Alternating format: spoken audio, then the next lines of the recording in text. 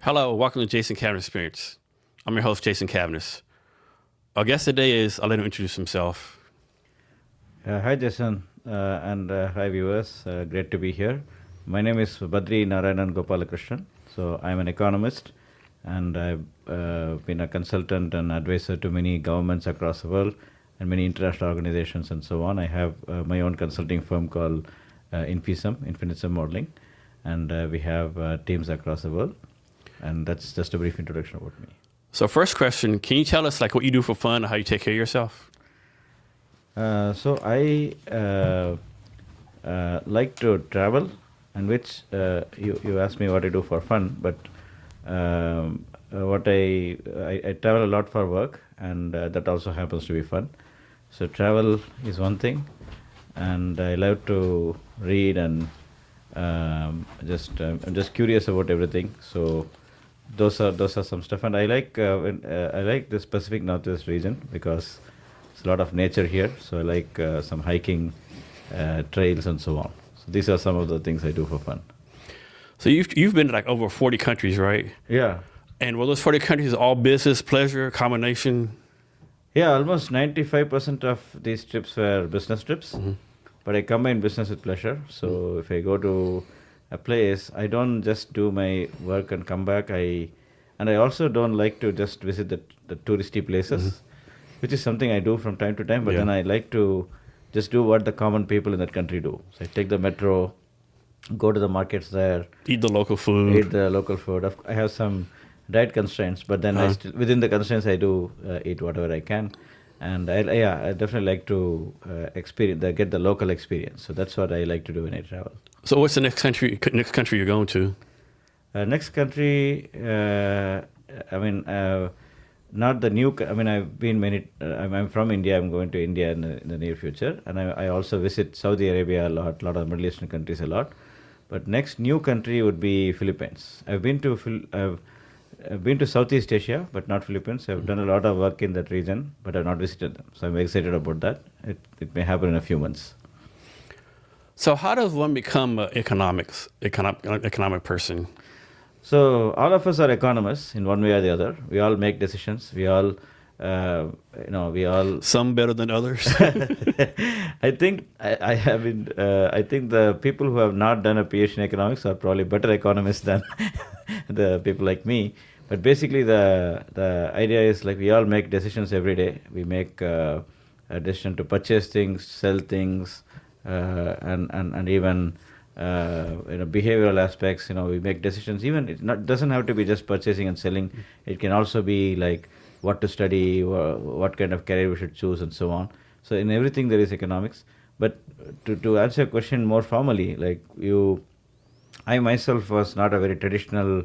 I didn't take the traditional route to become an economist. I did my engineering as an undergrad, and then I moved to economics. So what I recommend a lot of people who are interested in applied and practical economics, which is not just theoretical aspect, but also doing some practical stuff, is to do a degree which is quite practical, like engineering or maybe some of the applied sciences, and then for your masters and PhD you can do economics. But the usual route people take is undergrad economics, BA or BS, MS, and then PhD. But some people can get into a great career right after undergrad. Some people do masters or PhD like me. So it's there are a wide range of ways in which you can do it. If you want me to answer in greater depth, I can do it. But I'm just giving a higher level idea. No worries. So way back in the day in high school, I remember reading a book called Wealth of Nations by Adam Smith. Yeah. Is that still like kind of like the Bible of economics, or is that old school, like new methods have come around? No, that's still very interestingly. That's still one of the main conceptual fundamentals of economics is still that. The concept of invisible hand is still very much used even today, and that's the debate that keeps going on. Like, of course, capitalism and socialism and kind of debates. Adam Smith was pretty much pro-capitalism. So it is still the foundational aspect. And of course, there are a lot of things built over that, on top of that. But the foundation is still there. Why do you think that's like stay the test of time? How come this hasn't been updated or new people have new theories? Why do you think we keep on going back to that? No, I mean it's like the alphabets, right? Like ABC. Just because we have some new developments in the literature doesn't mean that we have to forget alphabets. Right? So that is a building block. But of course, we have gone far more advanced. To give you an example, until I would say like 100 years ago, maybe even 50 years ago, economics was all about macroeconomics. What is happening? What should Fed do? What should the government do, and so on. But now, a lot of economics is about micro, like how does a consumer, like company, we live in Seattle, there are companies like Amazon here, which actually use economics to price the products at a consumer level and give recommendations to consumers and so on. So that's the kind of economics has become more of a science than an art that it was before, and more of a micro level subject rather than a macro thing. Yeah. So I know in Seattle, New York City, they just selected like socialist mayors, right? And so does the economic platform like capitalism, socialism really matter that much to the success of a city? So I will first tell you my own thought process in this. So I am a very pragmatic economist. So I don't call myself a capitalist or socialist. Generally, I like the market oriented solutions better. But there are solutions. There are problems for which you need solutions that can be inspired by socialism. There are problems for which you can have solutions which can be inspired by capitalism. So I think that is the right way to think about it. We should think of economics as a tool, and different thought process, different philosophies can help you at different times for different problems. Yeah, I mean, I could be wrong, but I don't think you can be 100% capitalist, 100% social. You have some kind of mix, right? People say they're going to socialism. I'm like, well, you don't want a fire department, right? You don't want a police department. Those are socialist concepts, right? Yeah, absolutely. That's what I'm saying. Like I'm like you, and that's why I told you that people who do not have economics, like a formal economics background, are sometimes better economists than the trained economists, because trained economists typically tend to move towards one side or the other. They may say, okay, capitalism has the solution to all the problems, or socialism has a solution to all the problems, and that's where we get into all these debates. Who is right and who is wrong. But I like you rightly said, there can be a mix, there can be a middle ground, and we can get solutions from different philosophies based on the problem. So one thing we do, like I'm more of a quantitative economist. I work with numbers. So when we work with numbers, you can actually use numbers to see which philosophy works better in this particular context. So we call it empirical economics, empiricism. So here we don't make a judgment before doing the analysis that opening up markets or reducing taxes is the only solution. We do the analysis and say, okay, this may work or that may work, and so on. So I think that kind of evidence-based economics is something that has got a lot of prominence in the last few years. Is there a difference between socialism and communism as far as economics? Or is communism and socialism like kind of the same thing, or those like two different methods? Yeah, so basically, I would think of communism as more of a political economic philosophy. It's not just economic philosophy. It has if you read Marx books and a lot of books in that genre, you see that they have a lot of details about the political system as well, not just economics. Whereas socialism is more like a concept where we want distributional impact of any policy should be fair, which is a good thing to ask. But the solution to the problems raised by socialism can actually come from capitalism also. We can come up with a free market, like a market-based solution, which can solve the distribution problem, right? So socialism and capitalism can go along to some extent, whereas communism it's very difficult, because communism says that you have to have an institutional, like a political system which takes care of things, whereas in socialism it's more like a concept. We want egalitarian society and so on, which can partly be facilitated by some of the capitalistic moves as well.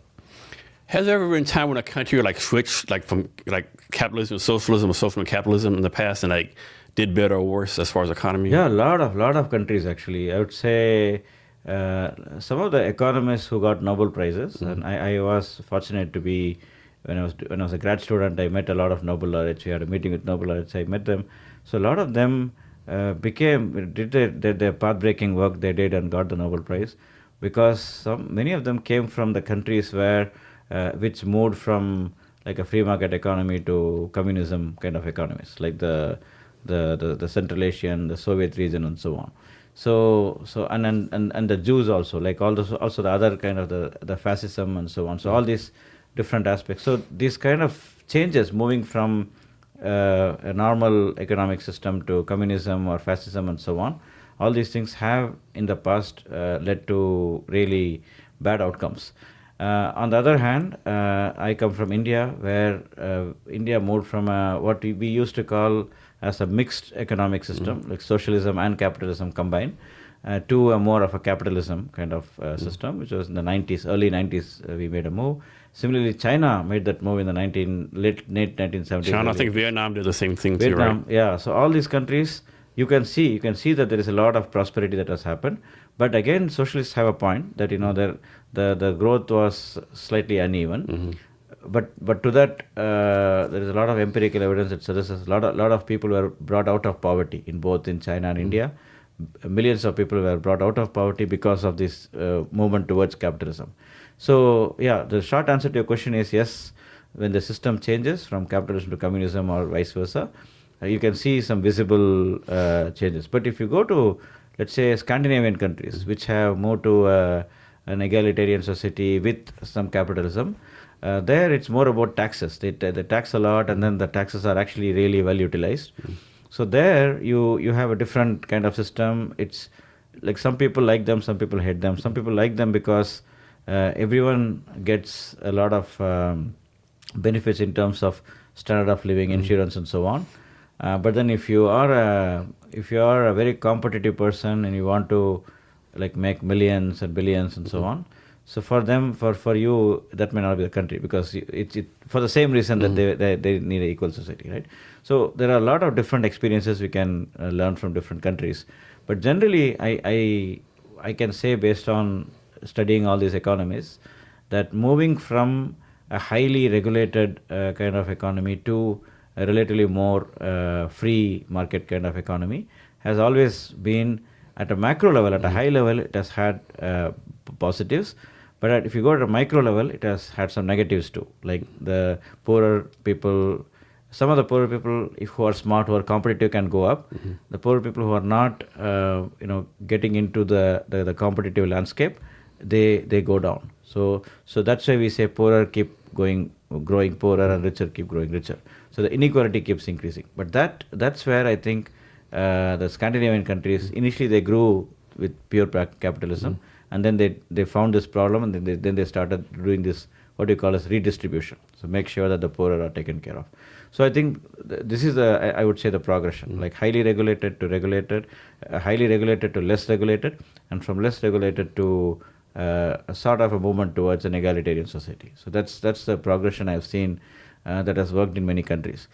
But what I'm saying is good for most people. We have this concept called Pareto optimality. So making everyone better off without making anyone worse off.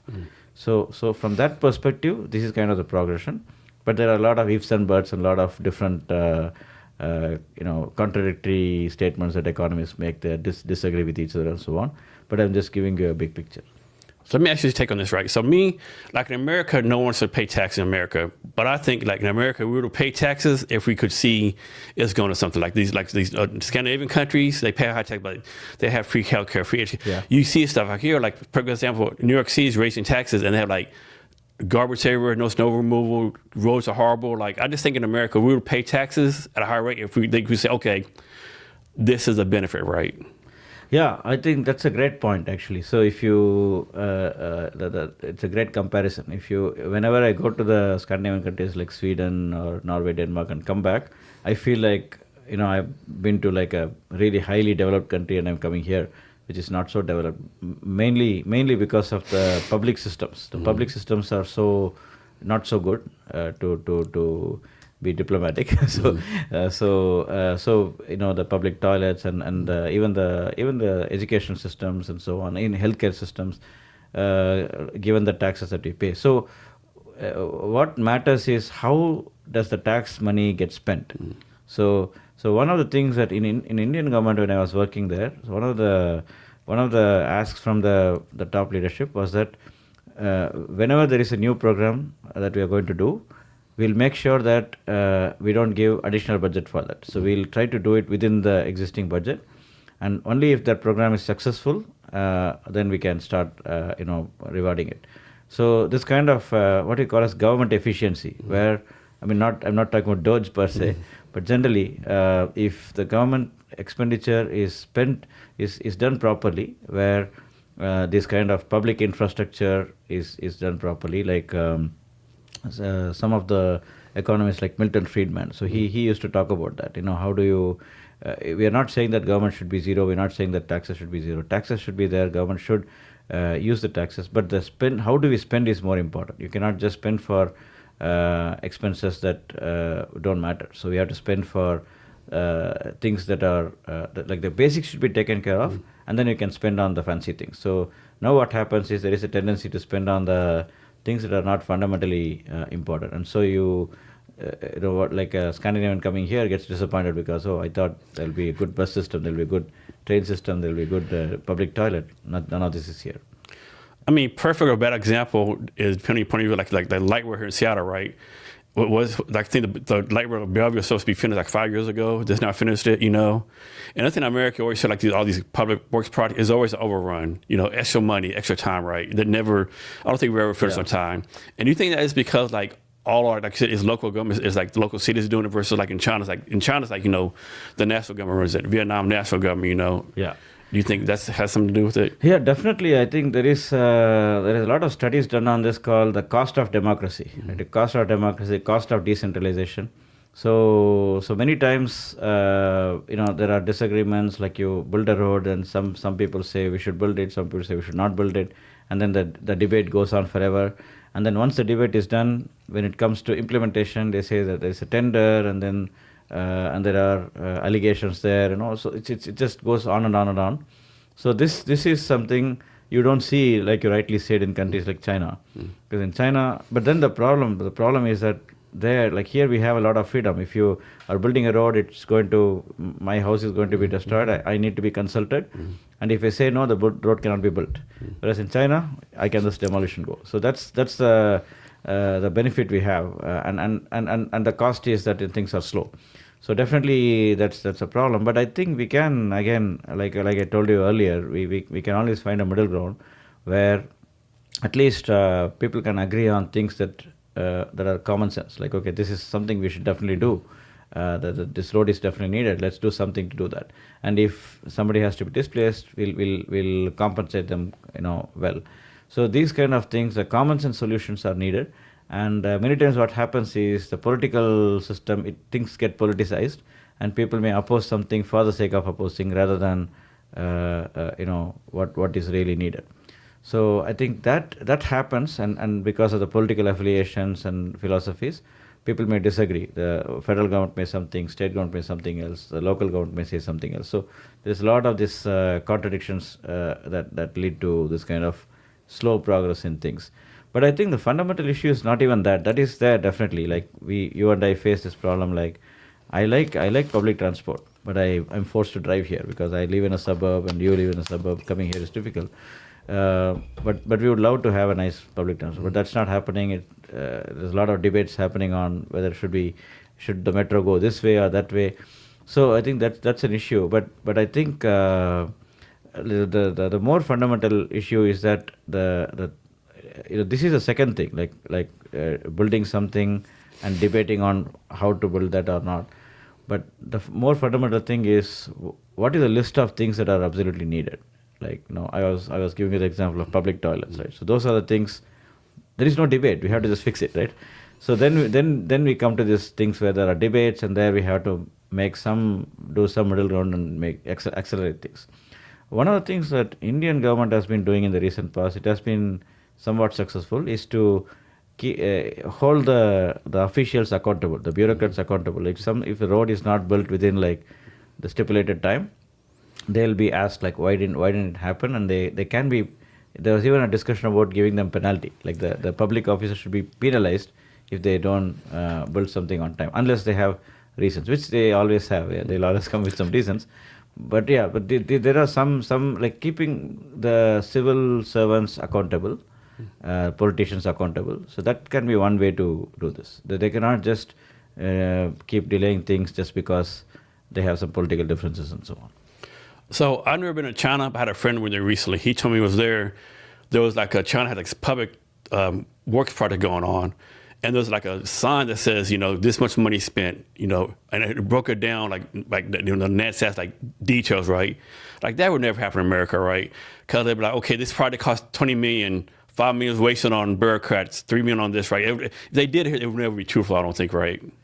Yeah, there's some research done on these things. So this whole economics of government efficiency, government expenditure efficiency, and so on. So there are some research papers done on this. It is more like deriving from the publicly available data.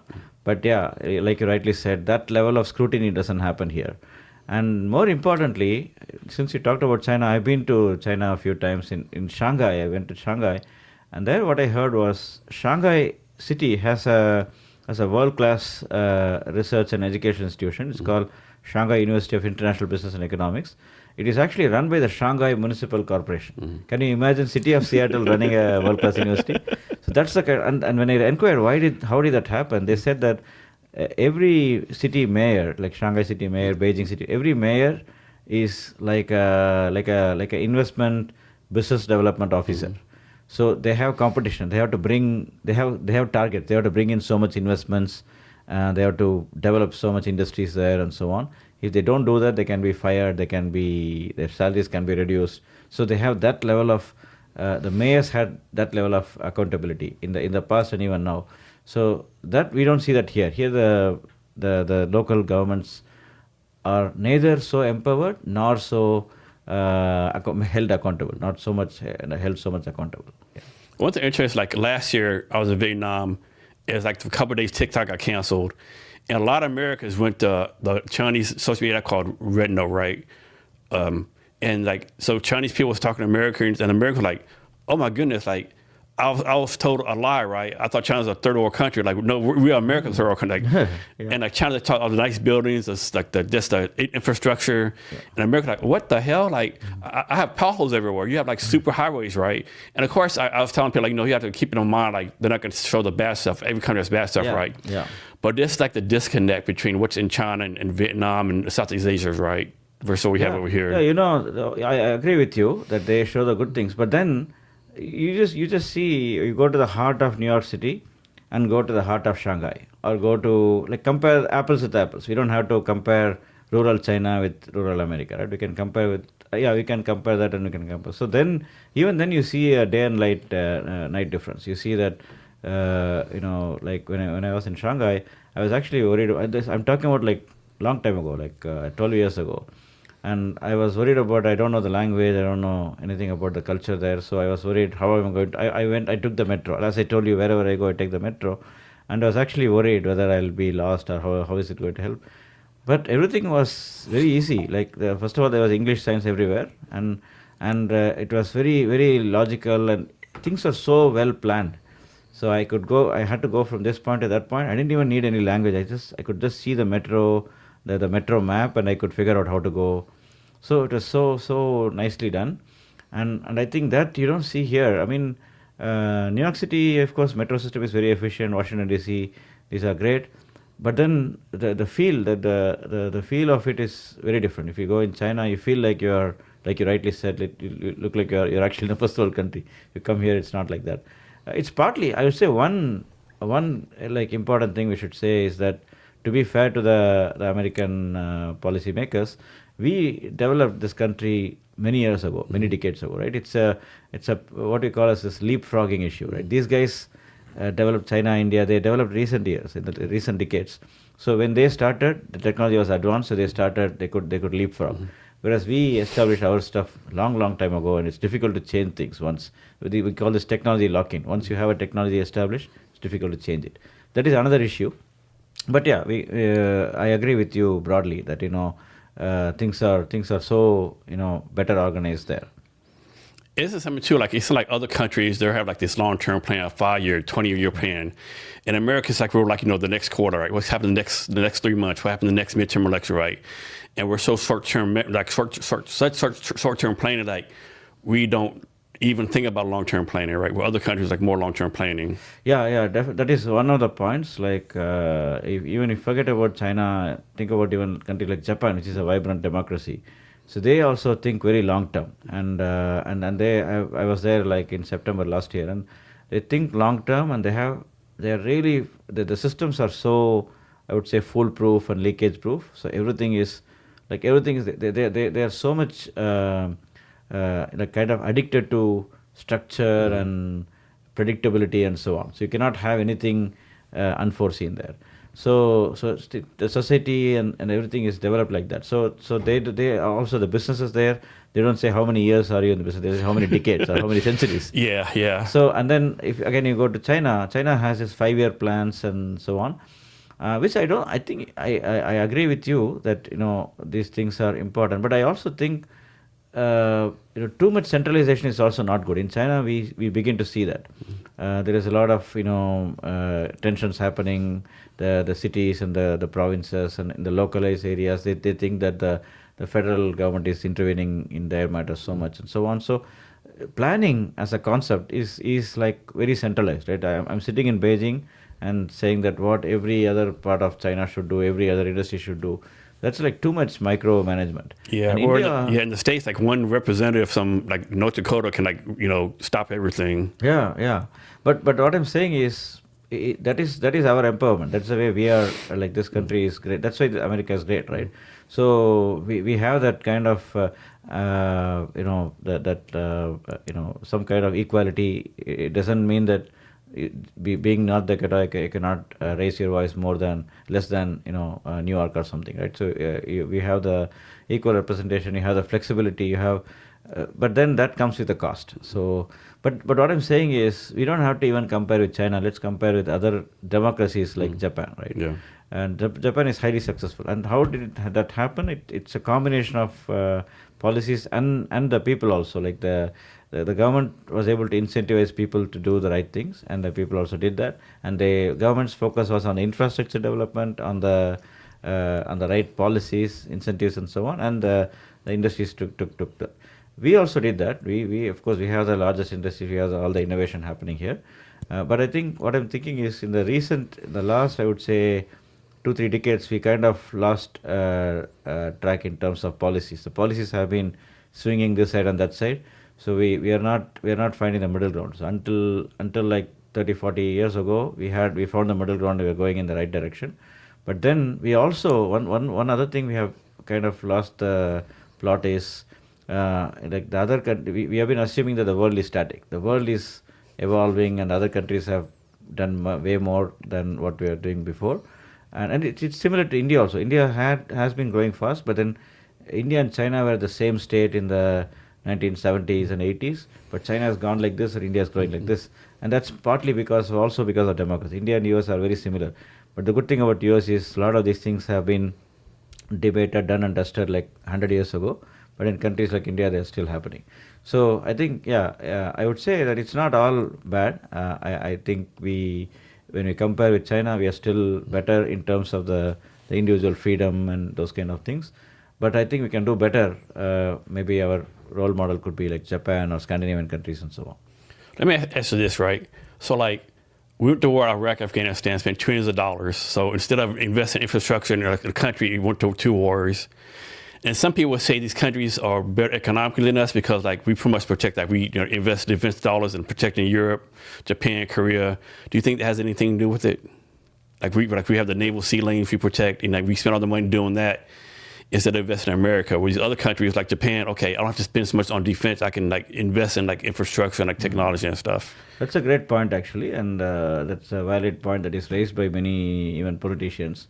Yes, so basically, in the US, the government expenditure is a huge amount, like compared to many other countries. We spend a lot of money, and it's important where we spend that money, like you said, like why do we spend money in other countries? But the problem is if we do not do that, if we do not have a global presence, we cannot do many things. Like we are able to keep US dollar as a standard currency globally. it cannot happen unless we have presence everywhere, and if we keep nudging everyone to continue to use dollar. Although it is happening naturally because of one thing that happens in the markets, whenever the markets go down, people will invest in the treasury bonds, because they think that even if the US economy is going down, we'll invest in treasury bonds because we think that is the safest investment. So that level of trust has been placed here, and that is partly because we are everywhere. We go help other countries and so on. So I think that is needed, but we just have to optimize. We have to optimize. It's all about optimization. Like how much is good, how much is good. What is the, like I told you earlier, the Pareto optimal? How can you make sure that everyone is better off but nobody is worse off? I think that kind of calculations have to be done in every major policy decision we are making, including the foreign policy, including this development, funding and so on. One thing I think is interesting, like it happens all the time. I think, like the world would say, "Oh, America, you're doing too much. Get up, go off the stage, right?" And America like kind of backs off. America, we need you. Be the leader. It's like always like the world has an opinion of us. Like they don't know what to do, right? No, I think the best approach is to do what is good for us. Like every country should do. It's not just America. Every country should do what is best in their interest. We don't have to go overboard and say, "Okay, you're a child. I'm going to take care of you." So that's not going to work. So I think we have to have this pragmatic approach to development funding, international aid, and so on. And we shouldn't also go with, like, if you take African countries, for example, I've been to Africa quite a few times. So there is a lot of frustration there. They think that this aid that we give, like the developed, not just US, all the developed countries give to them, this aid is misused by the politicians. Like we are thinking that helping the people. But what the Africans are asking is, invest in us. Don't give aid to us. Invest in us. Develop industries here. You take the returns. You treat us like your partner. Don't treat us like your charity. We don't need charity anymore. And that's a great point. I like that. So I think these kind of things should be thought of. Like, why should we do wasteful expenditure? Why don't we go, like the Israelis within Israel? What they did was, for innovations, the government would go and spend money, invest in the innovations. Until the innovation is in a risky stage. Once it becomes successful, the government takes some returns and gets out of it. So this is something similar. Like let's say US goes to Africa, it says, "I'm not giving you aid, I'm going to invest, I'm going to be a partner.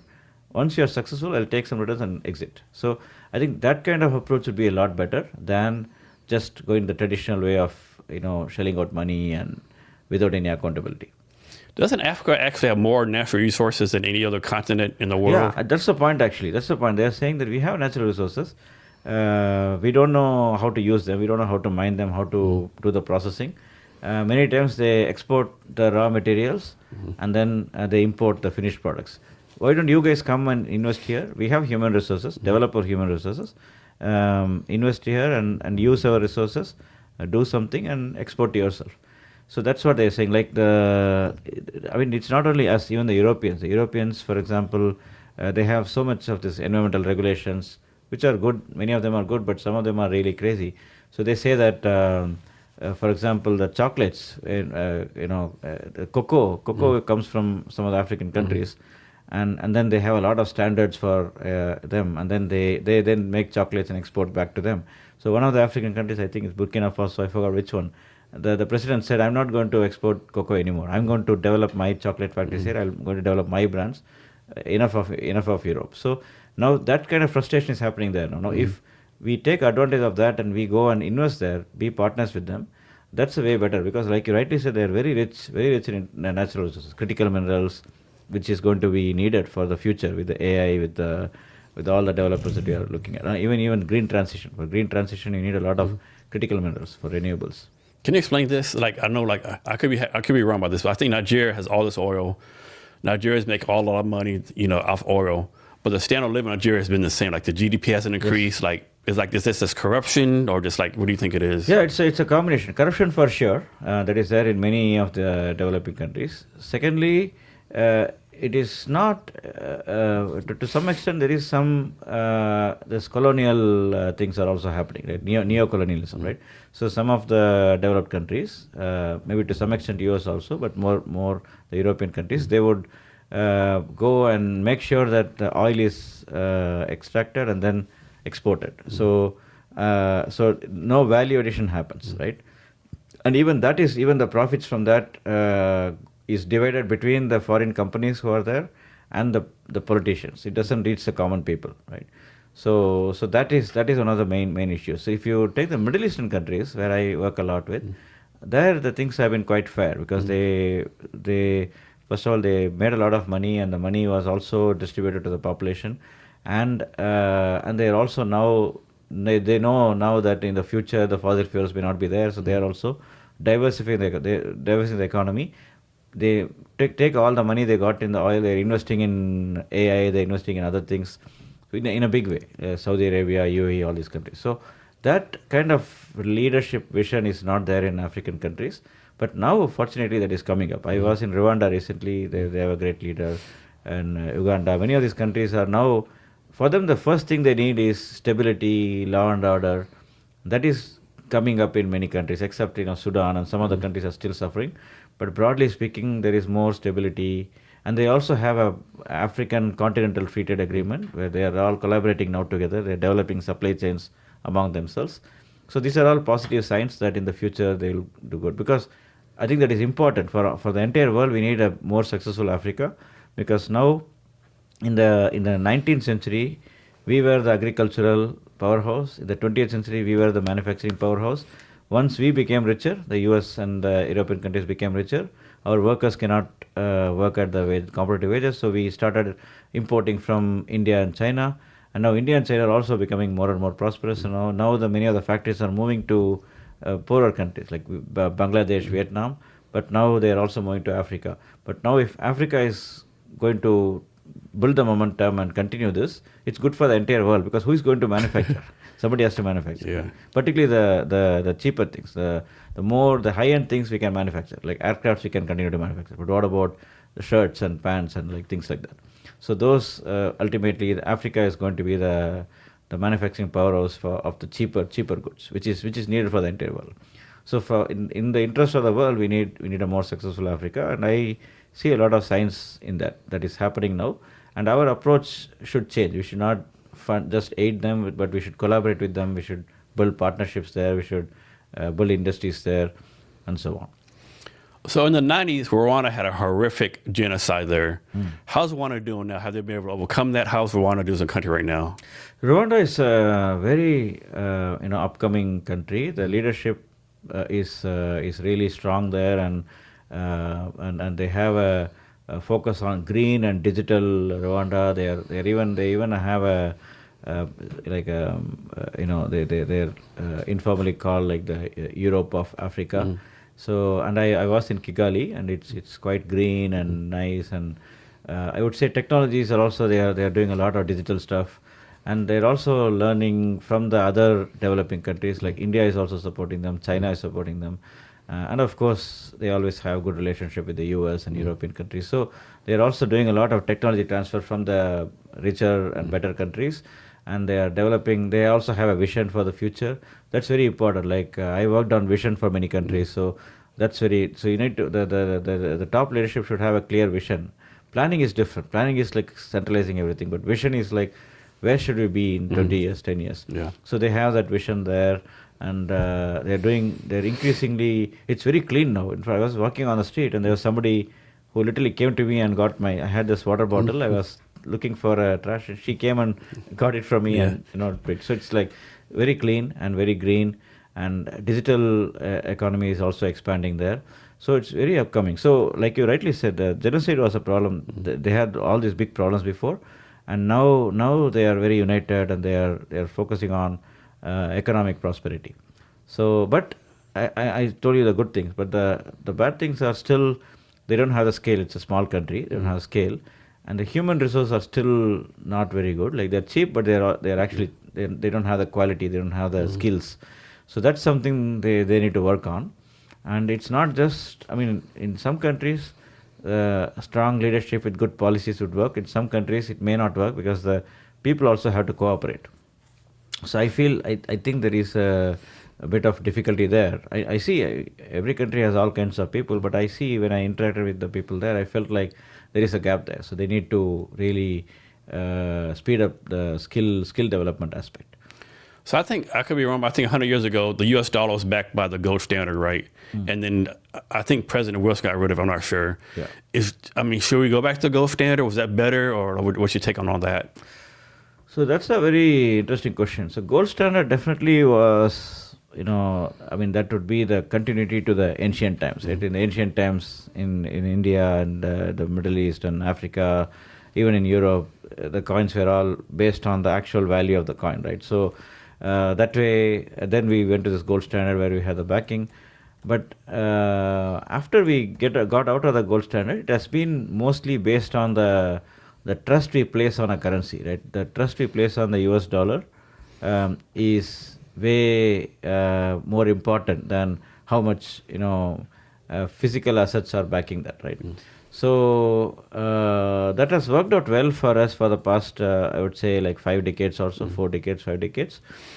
But at any point of time, I mean, today it appears like this is the first time we are feeling this, but then at any point of time, this was a major point of contention. People would say, no, we should go back to the gold standard. And what is the real physical, tangible backing of US dollars? So this problem was always there, but somehow we are able to navigate through the problems, and we are coming back there again. But of course, right now the thinking is more. Gold standard can come back, but it's very, very unrealistic to really have a physical gold standard, backing the currency and so on. But where we are moving now is to have some kind of a collective domination of currencies. Instead of US dollar will still be prominent, but if you see the last 20, 30 years, US dollar, for all the talk we have, US dollar the dominance has fallen only by like 1 or 2%. In the global market, and most of it is taken up by the Chinese yuan and the euro and pound. So it's not one currency; it's kind of distributed. So I think we'll continue the same world that we are in, with a slightly less domination of dollar. But I don't think there'll be one currency that can really come up which can even reduce dollar to less than 50%. Dollar will still be like at least 70-80%. But the other currencies will probably keep increasing like 0.5%, 1%. But I personally don't see a possibility of other countries to really be able to topple dollar's dominance. And I think that is to the benefit of Americans in some ways, because we are able to keep our currency strong and without having to have any strong basis for that. Like it's mainly the trust, but it's kind of a self-fulfilling prophecy, as you say in economics.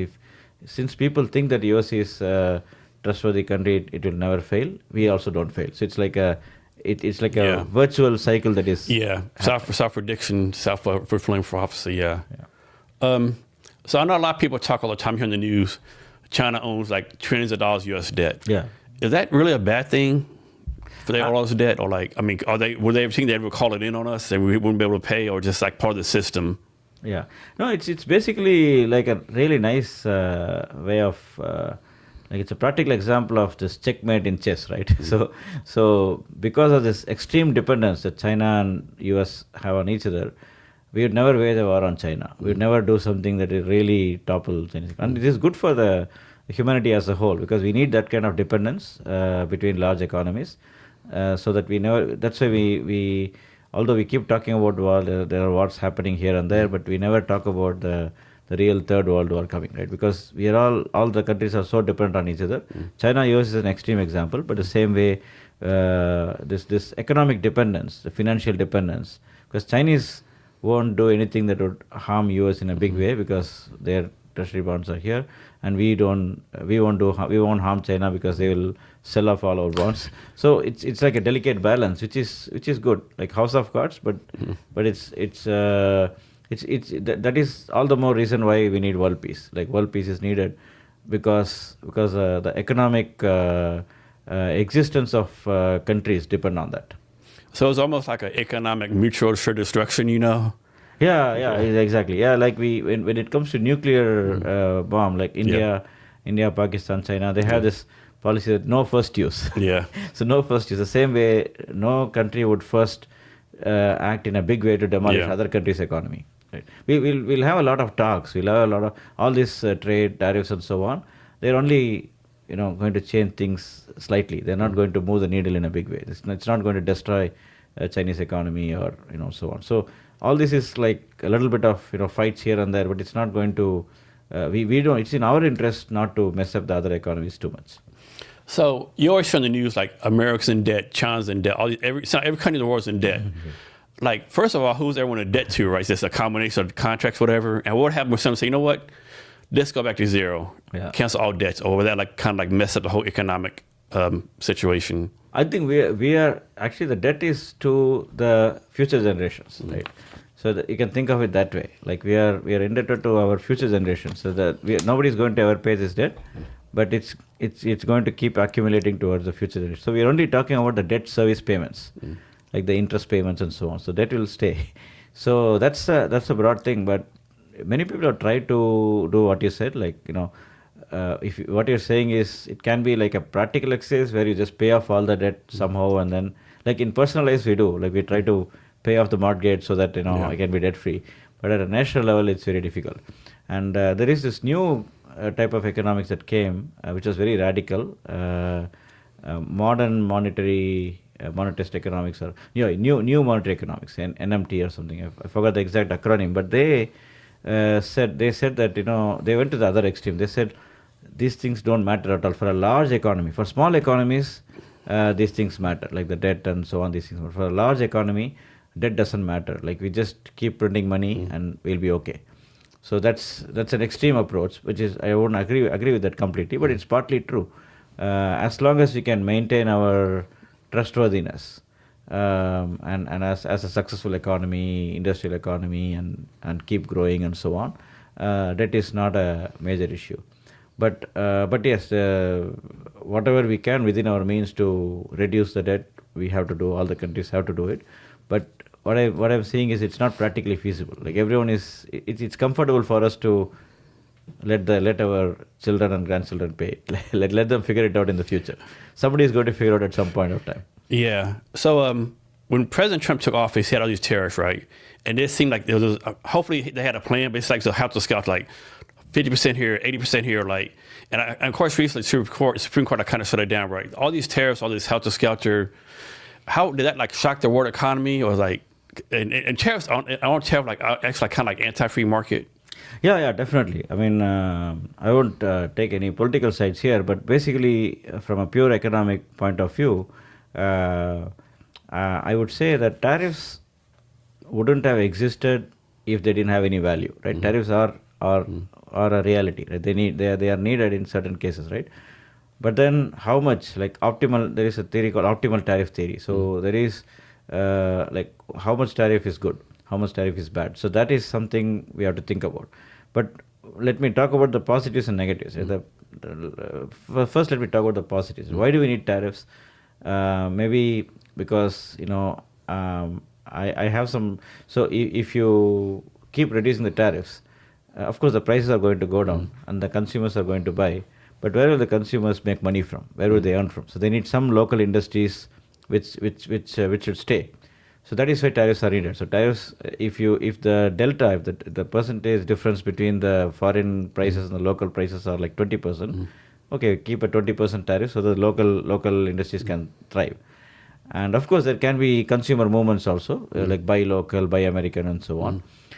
These things, a combination of these things, and once we produce to a scale, we can be competitive. But particularly today, one thing we should notice in this day and age with robotics, automation, AI, Industry 4.0, country like US, if it invests enough money, we can start manufacturing everything with 3D printing, with AI, with all these things. We don't actually need a lot of people, but we don't need cheap labor, so we can just pay some people really good salaries and keep it.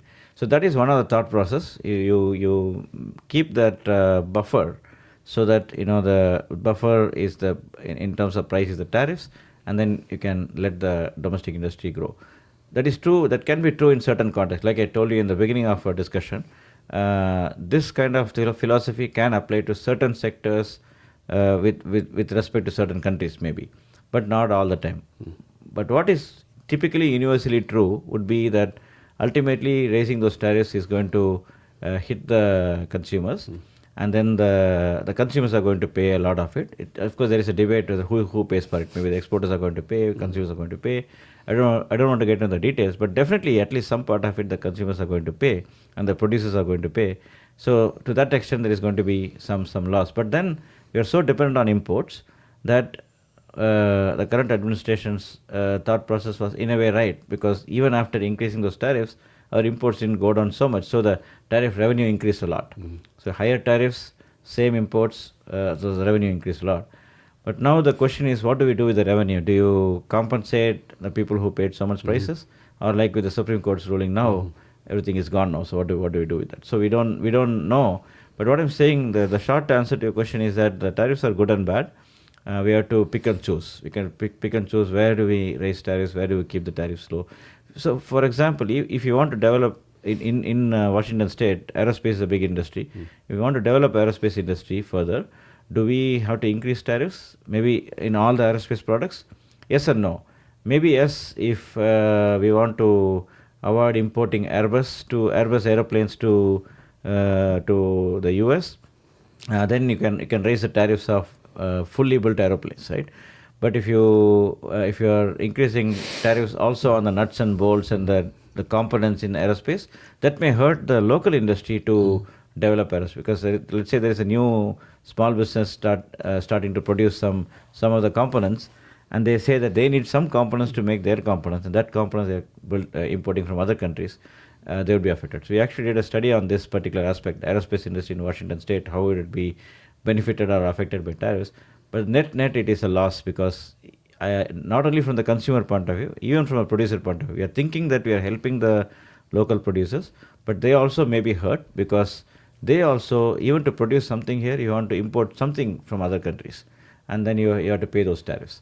So one solution like countries like India have come up with is what we call as changing the inverted duty structures. What that means is keep the tariffs of aeroplanes high, so that we don't import aeroplanes, but keep the tariffs of the engines or some of the components low, so that I can start an aeroplane company here, manufacturing company here. I can import the parts, I can hire up a few people and assemble them and build an aeroplane. So that is one way to go about it. So make sure that whatever products that are needed for production, let us not increase tariffs on them. But the consumption products, we can increase the tariffs if it is not essential. If it is luxury, we can increase the tariff, because the rich consumers don't mind paying like 10-20% extra for the rich products. So these are some strategies to think about, but I'm sure some of this thinking is going on in the administration. So I would say that I would not talk like a typical free trader that, reduce all tariffs to zero. I would also not talk like a typical protectionist saying that increase all tariffs, that will solve all your problems. So we are somewhere in between. We have to have a pragmatic approach to that. When the tariffs first came out, wasn't it? I think like the U.S. soybean farmers got kind of caught off guard with China stop like importing the soybeans. The soybean farmers started protesting, and like there's always these second, third, or fourth effects or fifth order effects that people don't think about. Like who would have thought soybean farmers would got caught in the mix because all this manufacturing stuff going on? Yeah, definitely. I mean, we had that experience last time also. Even like the previous administration. Before COVID, so we had some of these tariffs, and then they retaliated. Chinese immediately retaliated, and then, I mean, even before, like in the early 2000s, we had some fight with Brazil in terms of tariffs. It was more of a political fight, and the Brazilian senators, they basically found out which senator is talking against Brazil, and they'll go to their constituency and find which products are manufactured there and impose tariffs on them. So these kind of things have happened in the past too, but now they're happening even more because they're doing it across the board. When you increase tariffs across the board, then the retaliation also will happen across the board, and that will hurt our people. But one interesting thing, to the credit to the current administration, is that the retaliations haven't happened in a big way. I mean, China has retaliated, but most other countries have kind of measured, right? Kind of like small pieces, nothing really major. It's very interesting. I was very fascinated by that. Like Europeans came with a deal. Japanese, Koreans, everyone came with the deal. The Saudis, and they came pretty fast too. Like very fast, yeah. That's a very interesting, interesting thing, which kind of gave some credibility to some of these discussions. And it's like, I think the Treasury Secretary mentioned that it's escalate to de-escalate. We increase the tariffs not because we want to keep keep those tariffs high, but we want to bring the people to to the table. table. Like it's almost a negotiation tactic. Yeah, and this is what actually India has done silently. Like India has increased the tariffs over the time. Now India is doing a lot of trade deals because now everyone knows that tariffs are high. Let's sit with India, reduce the tariffs. So, and in that process, they get some concessions, right? And Chinese also did that before. Chinese did that. Chinese kept the tariffs high to attract investments. That is another point I forgot to mention. If you keep the tariffs high, if you have a large market, you keep the tariffs high, then let's say you are a car exporter, you have two options: either to export the car and pay that 100% tariffs, or you go to the country, enter the US, and set up your car factory. And this is one of the things I think the current president also mentioned a few times. Like this will force countries to come and invest here. It has happened in China in the past. In the past, in China, they opened up investment, but increased tariffs, kept the tariffs high. India also did that. A lot of automotive companies went to India. Ford, General Motors, Mercedes-Benz, all these companies went to India because even now the India's automobile tariffs are high. The auto components tariffs are low. So these companies would go there. Initially, they'll start as an assembly plant. They get everything from their country, just assemble.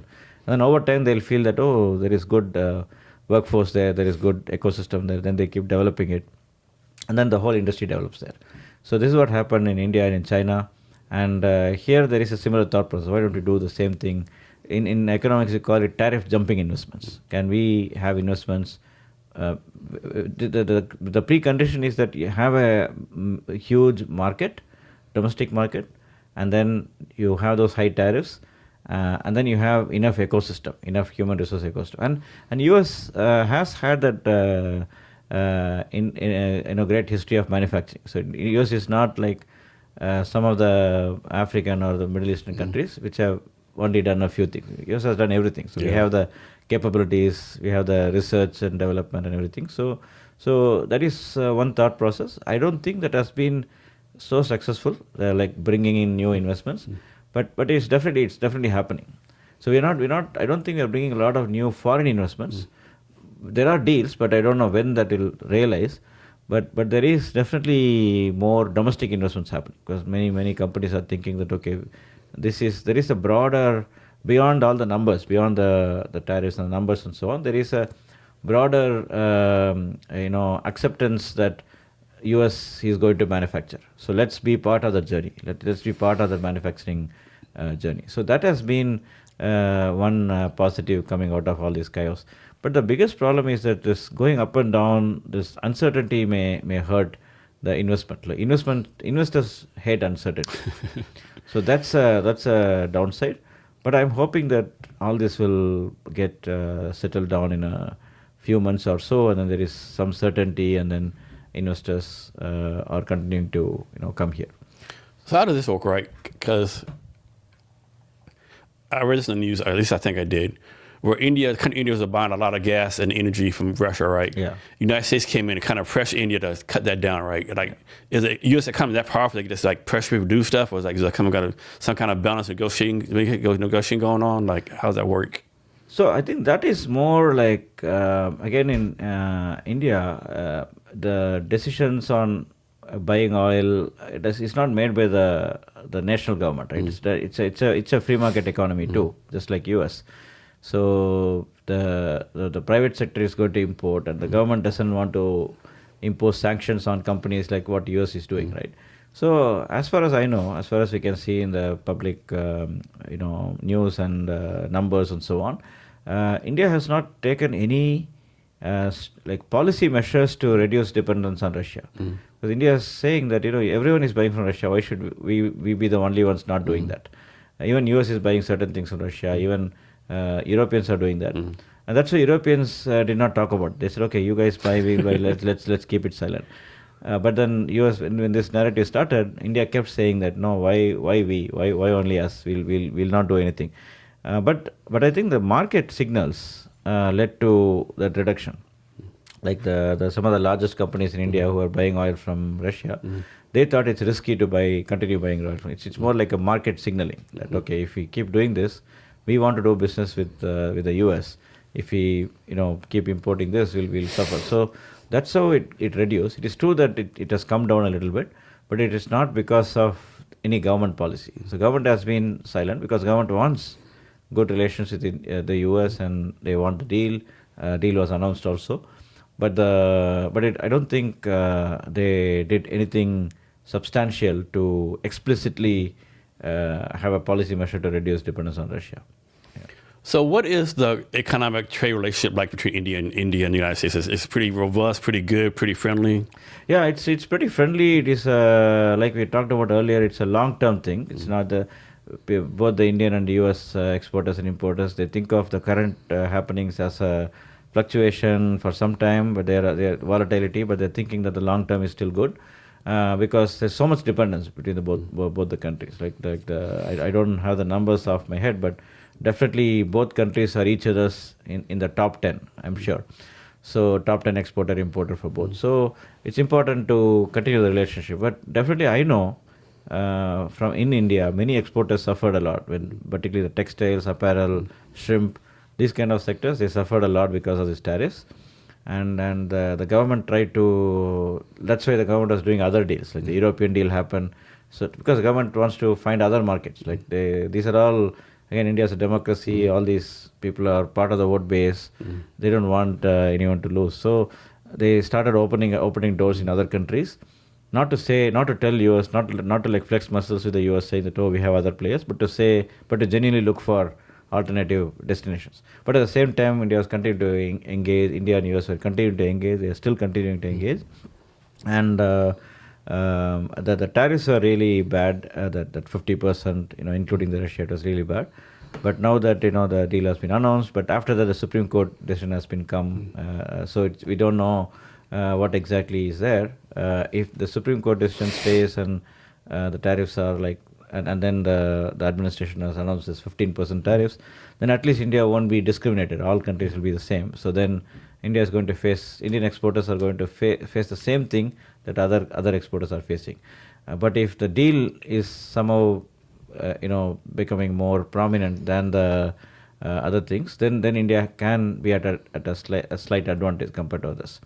So, but all said and done, I think the relationship is robust. India's relationship is quite robust. There are also other deals. There's a defense deal, and India has like definitely India is not a NATO member, but India has that level of access to R&D in the US. Like defense R&D can be between India and US can be shared. So there are a lot of intimate relationship between India and US, and those things will continue. Is the U.S. India's like number one trade partner, or is it another country that's like also number one trade partner?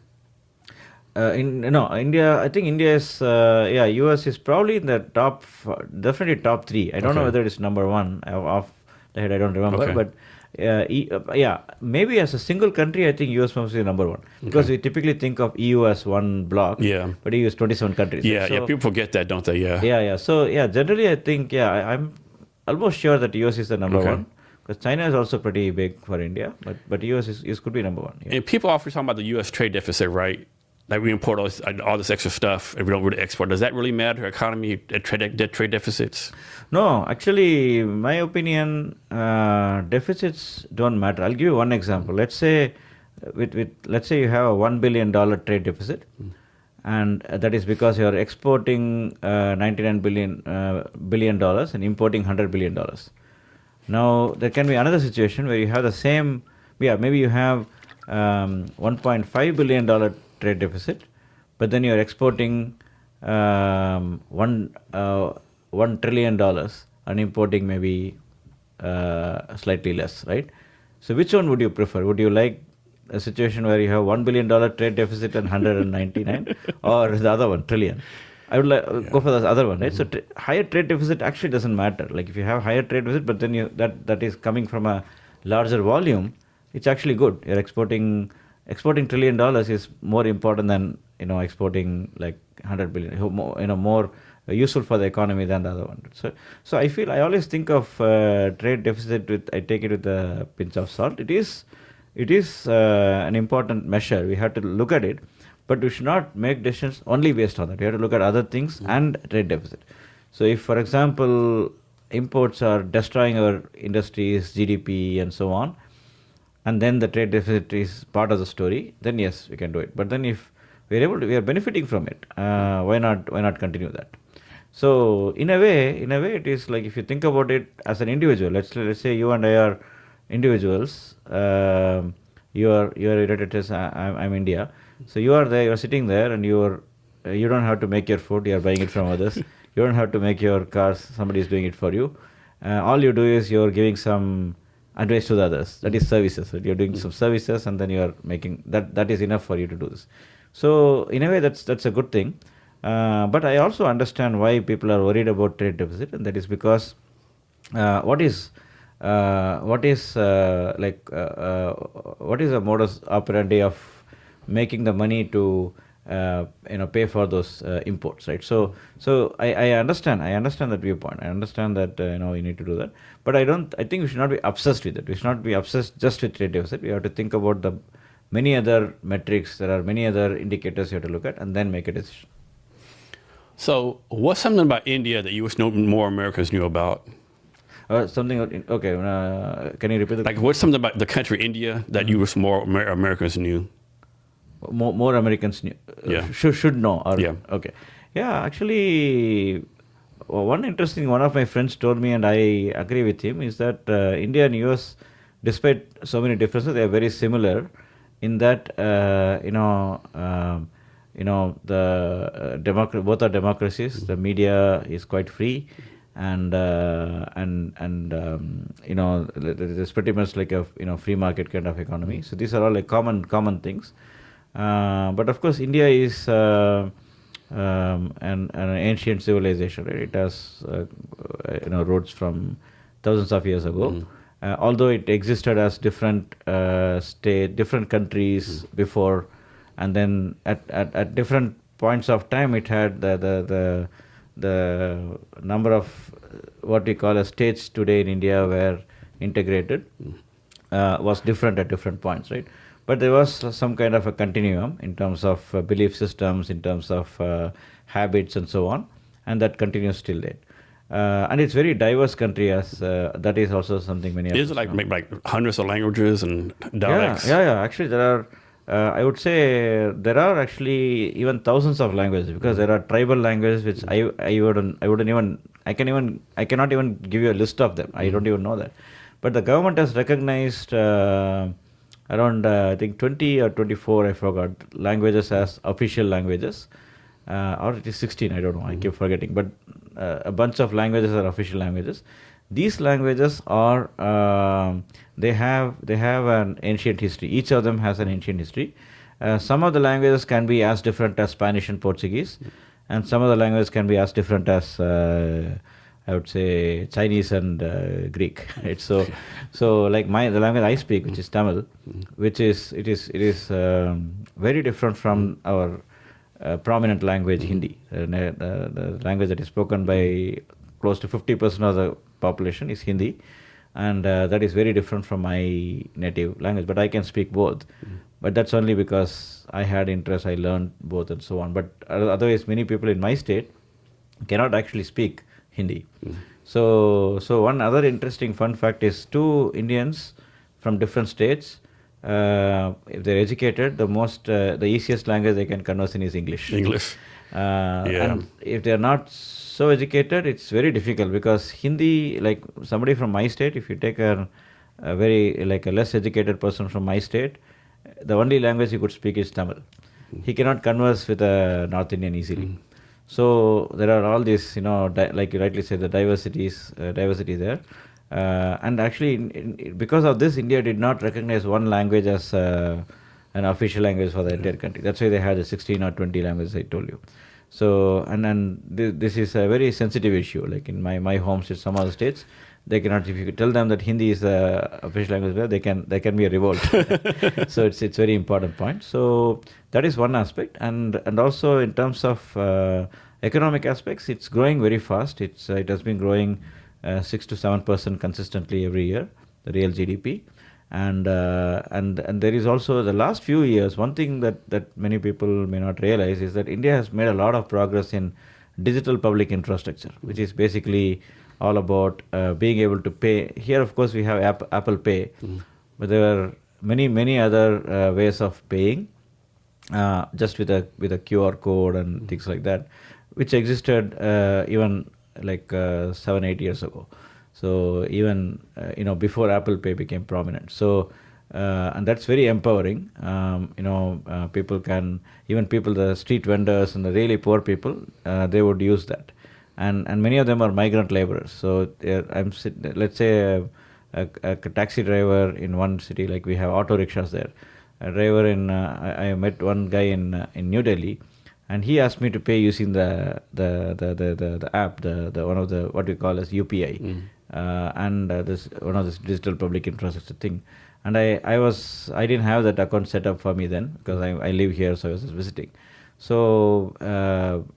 But he insisted, please pay using that. And I said, no, I'm giving you cash. Why are you not getting it? He said, no, if you pay using that, my family, which is like thousands of, like 2,000 miles from here, or not 2,000, like 1,000 miles from here, they will immediately get this money, and they can use it for that was Diwali, like festival, so they can get something. So that's a real empowerment. Like, so it's this digital, the transformation that happened in India in the last 10-15 years has been really huge, and that has helped a lot of people. Initially, people are thinking that technology can actually. Typically, the thought process we have is technology kills jobs, right? Technology kills people's jobs.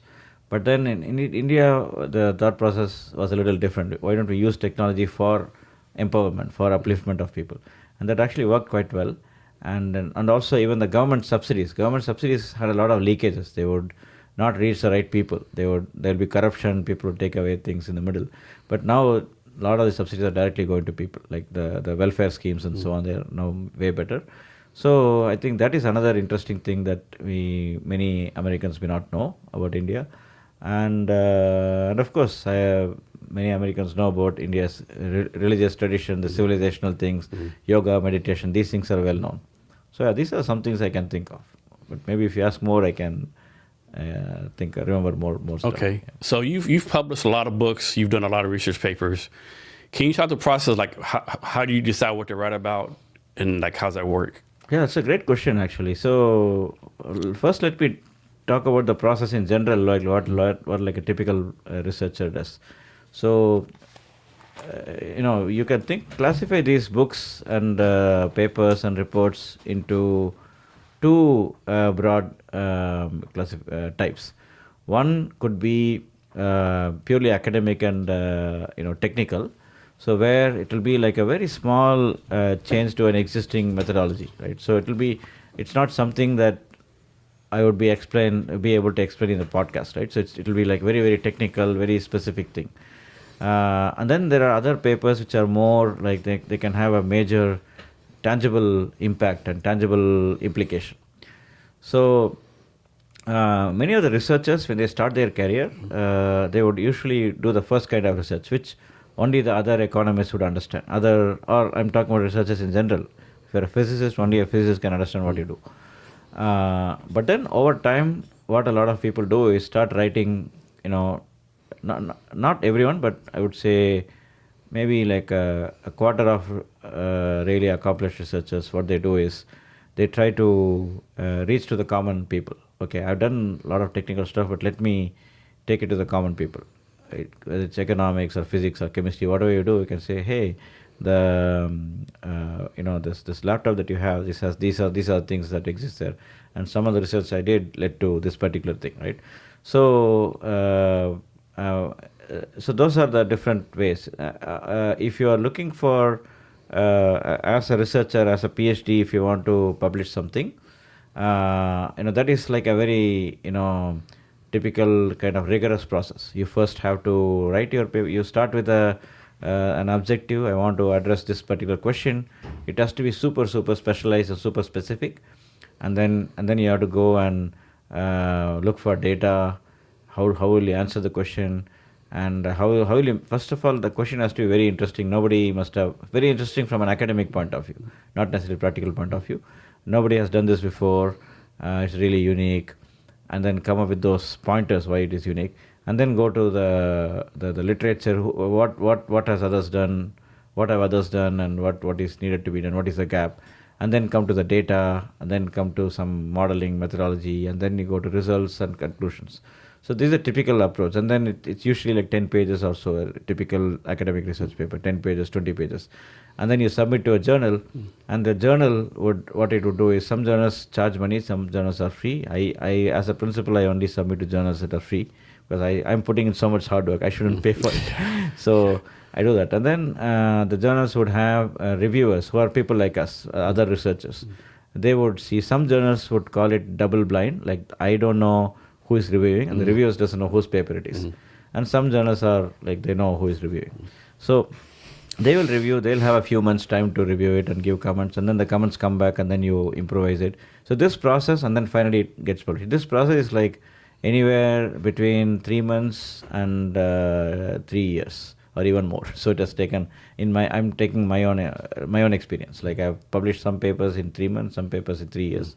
So if it in the later case 3 years, I even forget what I did before. So that is a typical process in the research papers. The books are slightly different. Books have to have a series of papers or articles which have some connection and a larger storytelling. And again, this is I'm talking about the academic books. Here you can either write one book completely by your own, or you can have co-authors, and same with articles. And with books, you can also be an editor. You can be an editor, and you can invite others to come and contribute chapters. So I've done all these different things. Now, one last thing is the practical publications, right? So far I'm talking about the technical ones. The practical publications are more like you start with like maybe our podcast, what we are discussing now, can come out as like an opinion article or something. Maybe we can write multiple opinion articles, talk about so many different things, right? Or it can even be synthesized into a book. So these books are like just storytelling. Like you don't need a lot of rigorous analysis. You're just taking your rigorous stuff and taking to the common people. But now the last point about, you were asking about how did I go about it. So I did all these things. When I started my career, I kept it very, very specific and very, I was just focusing on like textile industry in India. That was my area for the first, I would say, 5-6 years of my career. And then international trade became a little broader, international trade globally. That became my area for the next 5-6 years. And then I developed some models, methodology, all these things are methodology oriented. I would develop some new methodologies. And then these methodologies became like a prominent thing. And then I use the methodology for answering multiple questions. I can answer technology related questions. I can answer sustainability, green energy, and so on. So I started working on multiple different areas. And then over time, I also collaborate with a lot of people. That's another important point I forgot to mention. I briefly alluded to co-authorship, but some of them, when I was an academic, full-time academic, what I would do is, I only had academic thought process, so I would go and talk to practical people. I would talk to somebody sitting in the World Bank.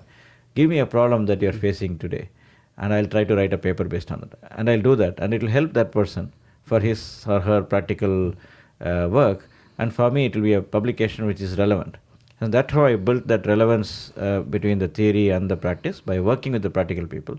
And then I increase the numbers and also the quality and the versatility. So then that kind of broad-based publication record helped becoming an advisor and consultant and so on, because you're not just a thought leader, like an intellectual person, but also somebody who can find solutions to problems. Like I was telling you earlier, like my job is to get a solution for a problem, not get bogged down with a methodology or an ideology. So that has been my journey on this briefly. So you've been advisors of numerous countries, organizations like USDA, OMB, Google, Amazon, World Bank, Harvard. Like, how do these opportunities come up to you? Like, this is basically your background, and I'm guessing you're not cheap either, right? I'm guessing you charge a pretty penny, right? Yeah, definitely. So the way it started again was from my academic world. So one thing that I always tell my younger colleagues and friends is that wherever you are, whether you are in academia or you are in industry, and of course what you have been doing is also fascinating, you build your own reputation and brand and visibility, right? Once you do that, people will come to you automatically. So in my case, what happened was, when I did my PhD and then my first few years of research, I was focused on certain things, but I was talking to a lot of people.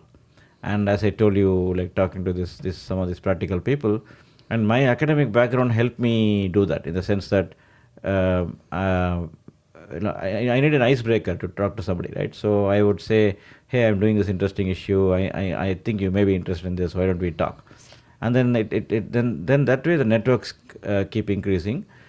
Some of these would be based on this kind of reaching out, collaborations, and so on. Some of these would just be from my papers. Somebody would read these papers and say, hey, I like this paper, and I've been thinking of doing something similar. Can we talk? And then it happened. And then some of these organizations, like I'll give you one example. Like long time ago, when Brexit was just like a fantasy, like in long time ago, I did a study on that. Only academics can do that, right? When things, they'll just do out of curiosity. So out of curiosity, I did a study on Brexit. And then when actual Brexit happened, I was on high demand because I had done it way before when people were thinking it was a joke.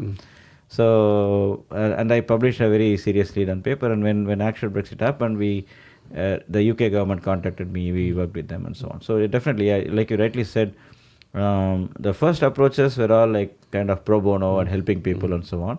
But over time, I don't even have to demand, like people would automatically, they value these things, so they'll automatically, pay well for this as well. Yeah. So how do you decide what to charge? Is it based on a project or the country, or how do you decide what to charge these people? So it is basically like a typical supply demand curve you see in economics, right? So when I start out, I'm kind of oversupply. Like I'm a new entity, like new person, like people don't know me. So I have a lot to offer, but there is not enough demand. People are not convinced that I can do it, right? So what would happen is I would say like let my price may be zero. Like I have unlimited supply. You have limited demand. So I can do it for free for you because I want to establish my credibility. Then over time, what happened was they themselves wanted to pay. Okay, you've done enough things for free. We want to pay you. And then when it comes to that, there are some market rates. They would say, okay, for this particular thing, this is the market rate. It depends on the country, depends on the issue, depends on the methodology, and depends on how they perceive me as an individual or our company, Infisum as a company, right? So it's even today it's very heterogeneous. But broadly speaking, we have been able to fix certain rates that the clients are able to agree to that. So it is a combination of it can be based on hours. Okay, my hourly rate is this, and I need so many hours. Sometimes it can be not only me but the whole team. Like this person has to work so many hours and so on. Sometimes it's a lump sum contract. They'll say, okay. Sometimes I'll tell you a funny example where the year end is when they have budget. I say, I have 50 grand left. Do anything for this 50 grand. Like use all the 50 grand, right? So, but then they'll say, okay, now I'm giving you, but later on you should do something free for it. Like it's like friendship also. Like it's not just a give and take. So it's a combination of that hours, lump sum, and also perception. If they think that, it boils down to supply and demand. Now it is like demand has increased a lot, but supply is still the same. So the premium keeps increasing. Is there a country you want to work with? That's a great question. Based on the philosophy or economics or what is like going on in the country or anything like that? I mean, I fortunately I've been very blessed and very fortunate to have worked on most of the countries that I wanted to work with. Maybe if I have a wish list, I would say the South American countries. I didn't do much work on South American countries. In fact, right now as we speak, and I forgot to mention, I may be traveling to Mexico, so we are doing something in Mexico now. That's an interesting place right now. Yeah, very interesting. Be safe. Yeah, thank you.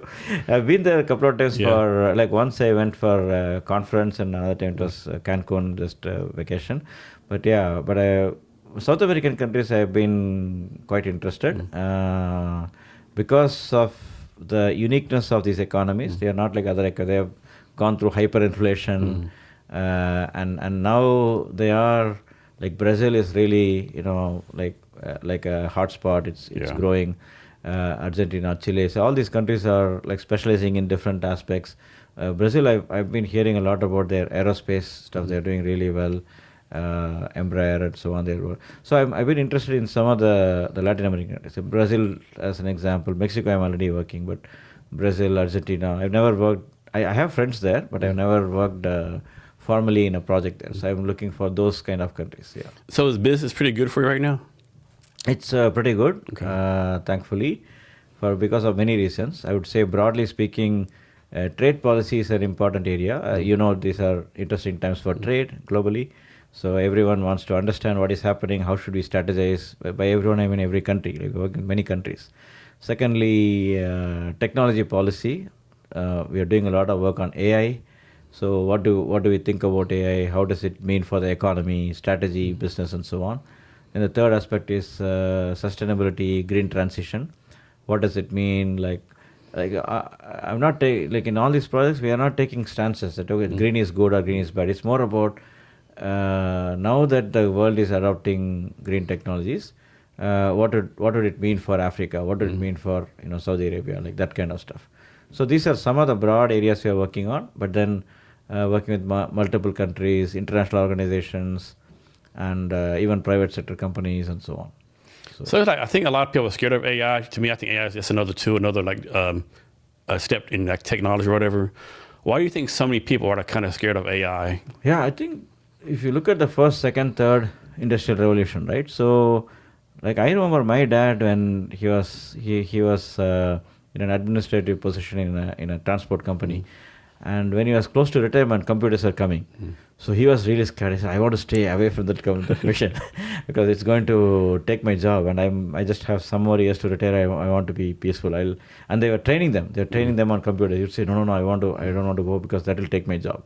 So that kind of thought process was there in that generation. When the computers were new, but then that worry was proven wrong because it actually generated more jobs. People were. It happens every time, right? I mean, when the people used to so close by hand and that machine came, it didn't take jobs. It always like increases jobs. Now the short end might take jobs, and you got to get retrained and stuff, but eventually there's way more jobs. Yeah, exactly. Every single time. I read somewhere that when the steam engine was invented, the horsemen went on a strike. Yeah. That we lose.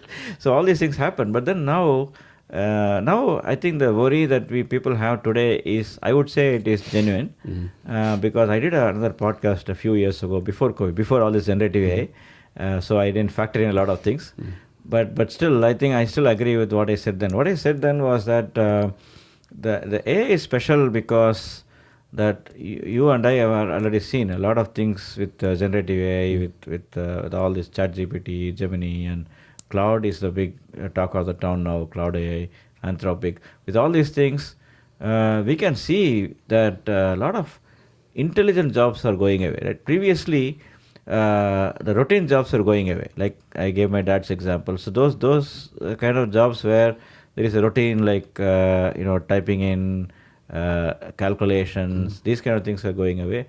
But now, even intellectual things, even arts and crafts and music, all these things are kind of endangered. Now the thing is, I can think of two, let's say person A and person B. Person A is constantly upgrading himself or herself and saying that, okay, now I am an artist, I am a musician, but I'm going to use AI. Instead of fighting with AI, I'm going to use AI and enhance my thing to next level. Because right now, with generative AI, with all the good things, there is still this concept of hallucination, right? It just throws something randomly. Then you need a good prompter. You have to prompt it properly. You can do it only if you are a genuine artist, you are a genuine musician, you are a genuine researcher, right? So you are safe. You just learn these tools. Don't do like what my dad was trying to do those days. Stay with it. Get skilled. Don't think that it's not for you. It is for you. So that kind of persons are going to keep up the ante, keep getting skilled, and they'll stay, and probably they'll benefit more. They don't need like let's say even today I'm thinking going forward I may not hire a lot of people because I can do a lot of my cloud can be my research assistant, right? So now that is one. The person B is getting bewildered. And either again person B, let's say person B, person C. Person B has similar capabilities like person A, like a great expert and so on, but he or she is just bewildered that I don't know what is happening, I'm going to lose. So they are going to lose. But person C is the one that I'm really concerned about, and that person is like really kind of low skill, they for various reasons, they just cannot upgrade their skills, right? Those people are going to be really affected. But now there also you can have two categories. With the AI, with all the prosperity that is coming for the top part of the population, we are also going to develop some new tastes, right? So nobody heard about vegan or keto or paleo, these kind of diets, right? Now this happened, and you have so many. Like if you go back to my hometown in India, we had only one restaurant in the whole city, like when I grew up, and now there are like 100 in a street, and each will brand itself as a paleo, keto, and so on, right? So that happened because people got a lot of money and they want to spend. And there, if you go there also, of course, I was in MIT a few years ago, and there everything was robotic. Like even the cooking and serving, everything was robotic. So that's also coming, but people also want human experience.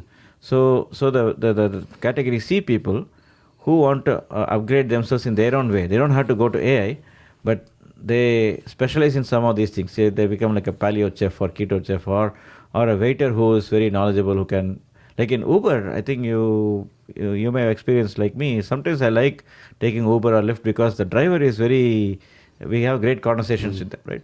So I'm not talking to him because he's a good driver, but he's a great So these kind of things, like how much more value added you can do with your limited set of skills, right?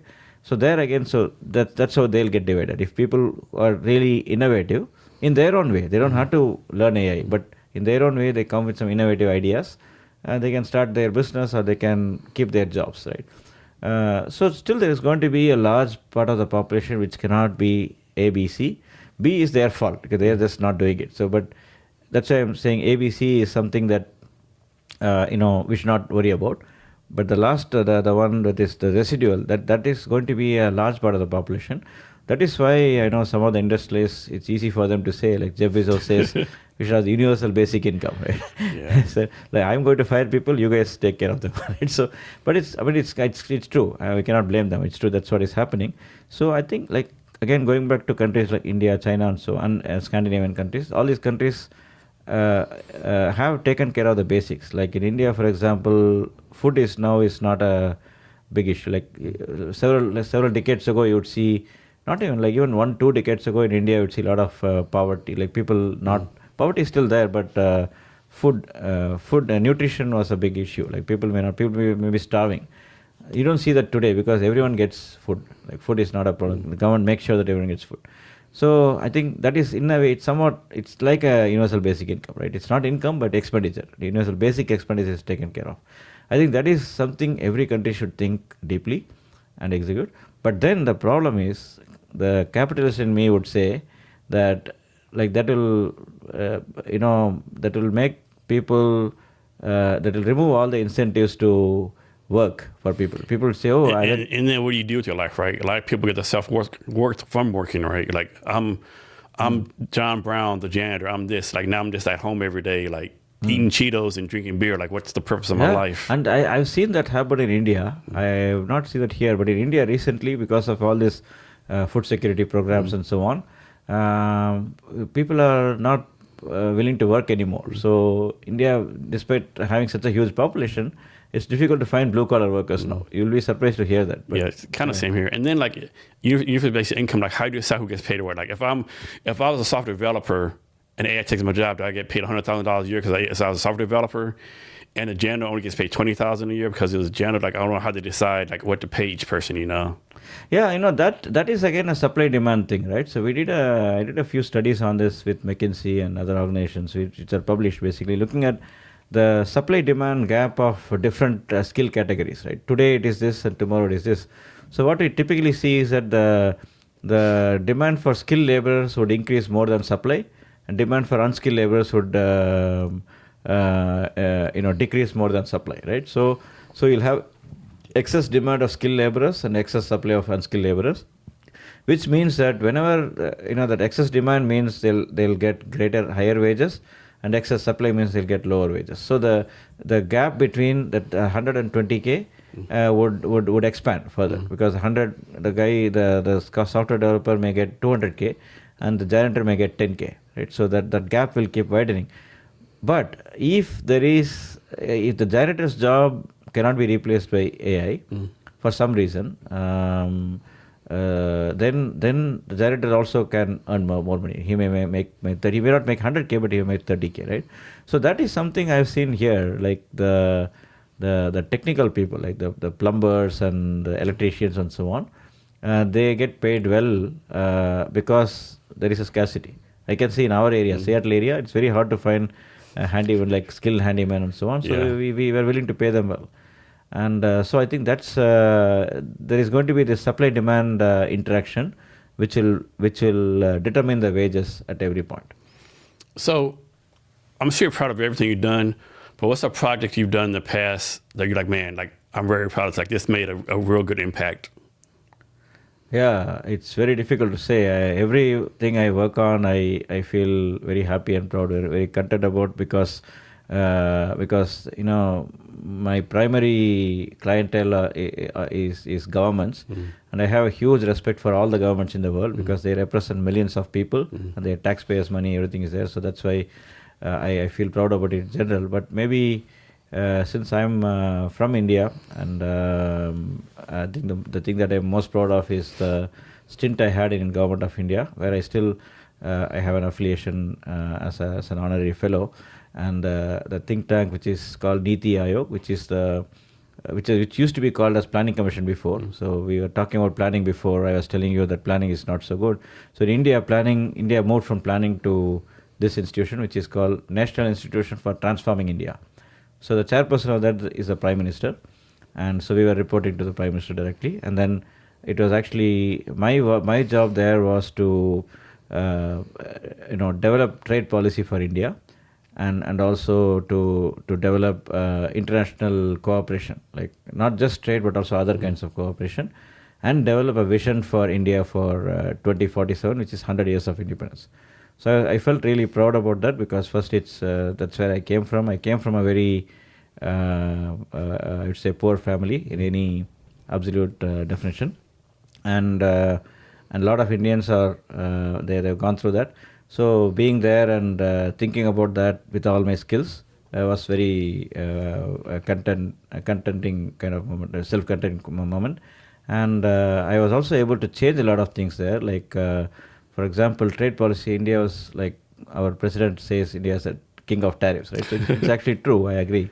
And I was able to collaborate with the people there, the top leadership there, to kind of be part of this journey where India started negotiating a lot of trade agreements, which is in India's own benefit. India is not doing it for other countries to get market in India, but it's good for India's own thing. So that philosophical point I was able to bring to the top leadership. We had a lot of discussions. So you might have seen the last 5-6 years, India has signed like more than 10 free trade agreements, and it started when I joined. So it was kind of a narrative that I wanted to develop there with evidence-based policy making. And so I think that is it was a proud moment for me. Yeah. And you do all this underneath your company, Infinite Sum Modeling LLC?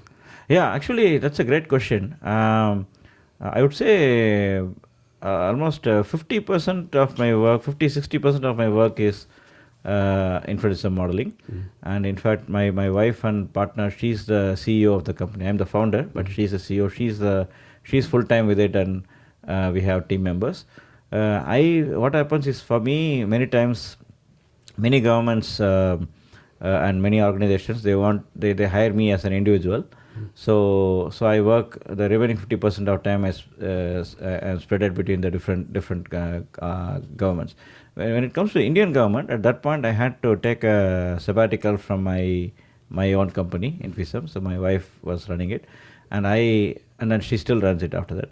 So I went to Government of India as a full-time executive. It was a formal bureaucratic position. So and then I came back. So that was a full-time thing. But otherwise, I've always been working with multiple organizations. But Infisum is a major, I would say, more than 50% of my work. So a lot of projects are done as a company, Infisum, and we have around a couple of dozen researchers working in Infisum full time. They're spread over US and India. So talk about it's the 2021 IA-BCA Trade Impact Award for Australia-India relations. So that was actually a nice award that I got as a bureaucrat in India, because I was one of the main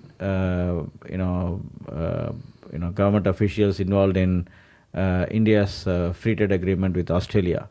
So, and that happened within the time I was there.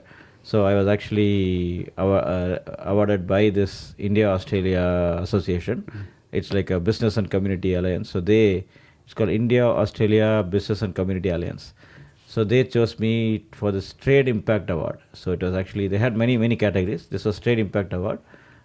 Since I was involved in this big agreement that happened, so they chose me. And it was again a proud moment. It is part of that. Like, it's nice that you asked this, because this is kind of a continuity from the previous question.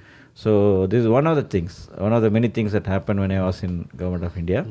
So this point that I mentioned about India opening up its trade, and this is one of the outcomes. So India-Australia Free Trade Agreement was one of those outcomes, and this award came for that.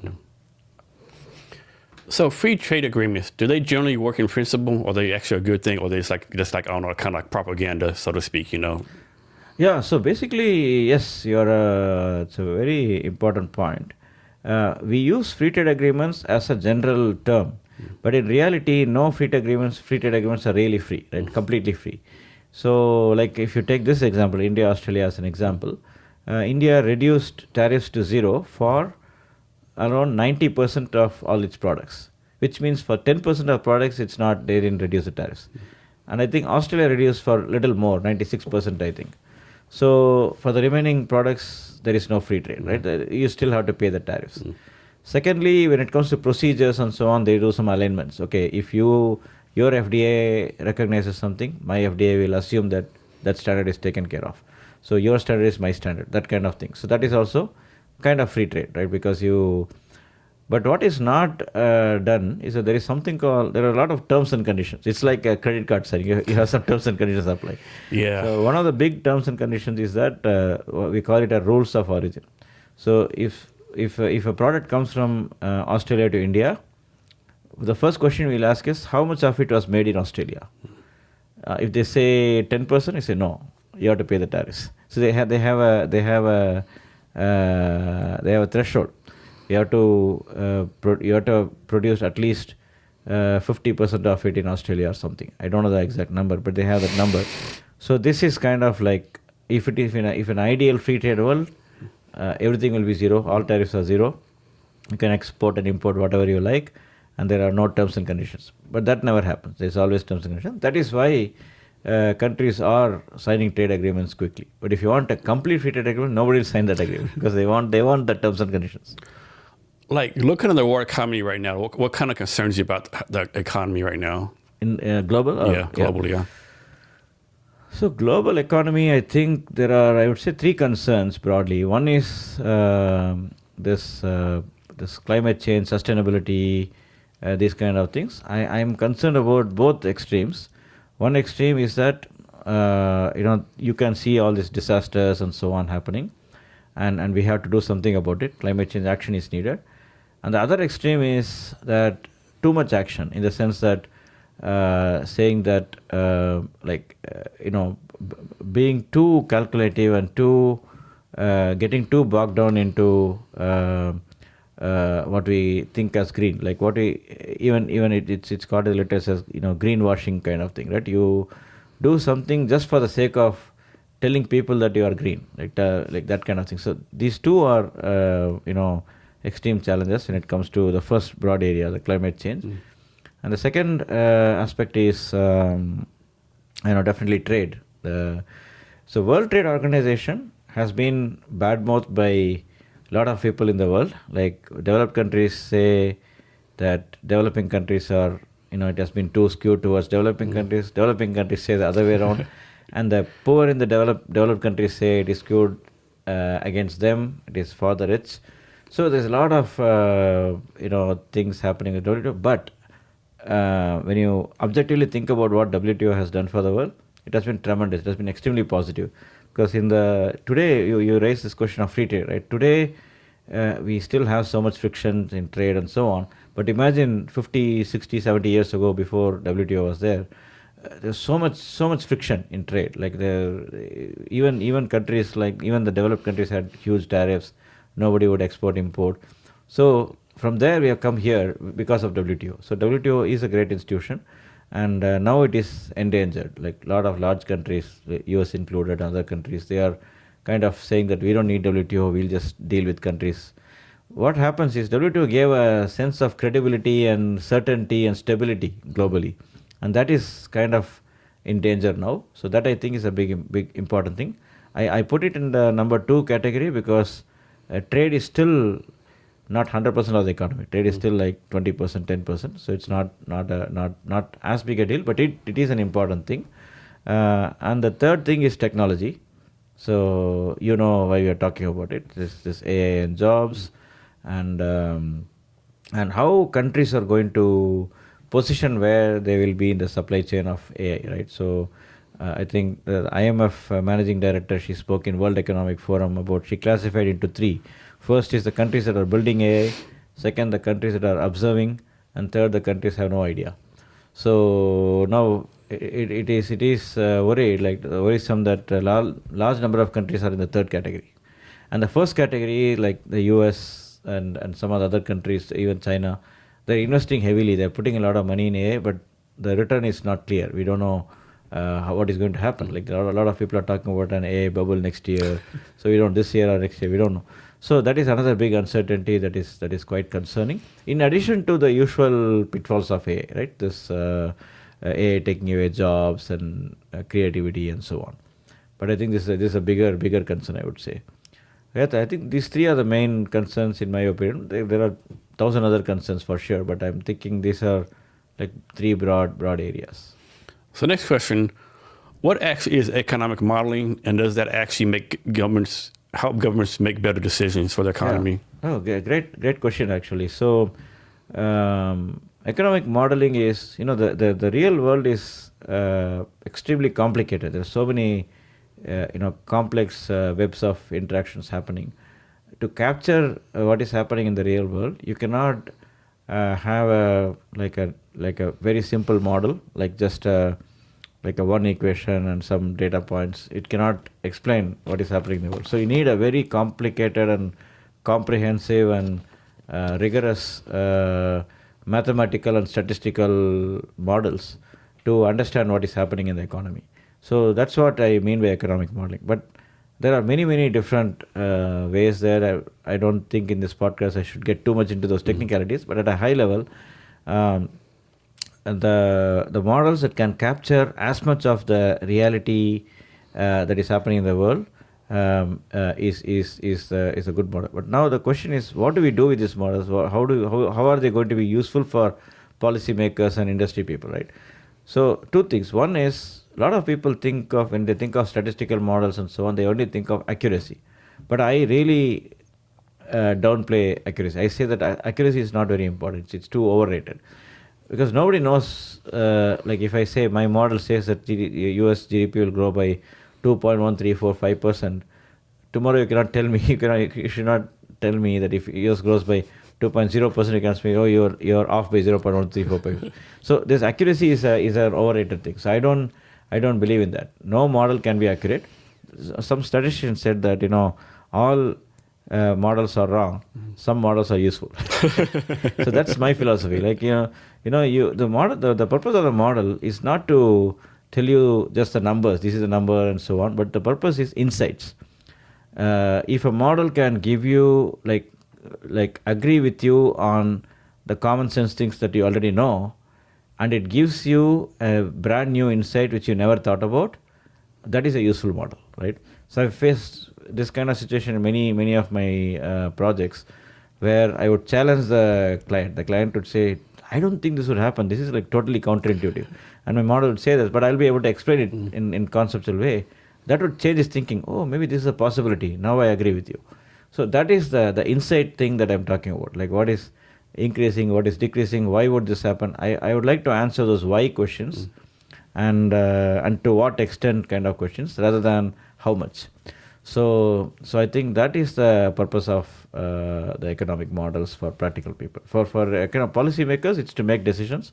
For industry people, to also to make decisions, but also to see, how a particular, for example, how these tariffs are going to affect your company. For some companies, the tariffs can actually be good. That okay, I have to increase my production because I have less competition from imports. But for some companies, it may be bad because they are going to. I know some of the food product companies here. They were telling me that they're almost running out of business because a lot of the food grains and things they're importing from 20 other countries, and all those countries' tariffs have increased. So yeah, these kind of insights can be very different for different companies, different governments, different industries. So these economic models can provide a lot of insights. So I always focus on the insights, the stories. Although I'm a very quantitative, very technical person, but ultimately I'm more interested in the stories that come from my every equation that I have in the model is like a page worth of story. I can tell story based on that. That is what is more important. So economics ultimately it's a storytelling subject. Despite all the numbers and equations and even AI has penetrated there as well. But ultimately you have to explain the story very clearly. Has it ever happened, like you went to a country or organization, you did a kind of model, they say, you know what, I know your model says this, I believe in it, but we're going to still do the opposite thing? Yeah, it has happened a few times, and we kind of agree to disagree. But some of them would pay for it, some of them may not pay also, but most likely we have been very, very fortunate. Mostly they'll pay. But the way it works is, okay, when I talk to a client, I do a model and come up with the results. There are two possible. One is, oh, this is beautiful. This is exactly what I expected. Thank you so much. Other is, no, I don't believe in this. A lot of times the second thing happens. A lot of times they say, I don't believe, I don't agree. Then we have a conversation. Then I say, why did I get this? I can explain. And then the client would say, no, that's not the reality. Okay. So basically it boils down to the assumptions. I get some results, it boils down to the assumptions. And the assumptions can be questioned. If he or she, the client and I agree that the assumptions are wrong, then I can change it. If you don't agree, if I say that my assumptions are right, you have a preconceived notion that this is what is right, I cannot help you. I can just walk away. So these kind of things have happened. Both things have happened. Many times I have agreed that my assumptions are wrong, I'll go and correct it. And many times the client has agreed that, okay, you are right and we will change our thought process. And the third thing where they say, we'll disagree and, okay, you've done the hard work, I'll pay you, and let's stop talking about it. Or they say, I don't want to pay you because I wanted you to do this. So all possibilities have happened in the past.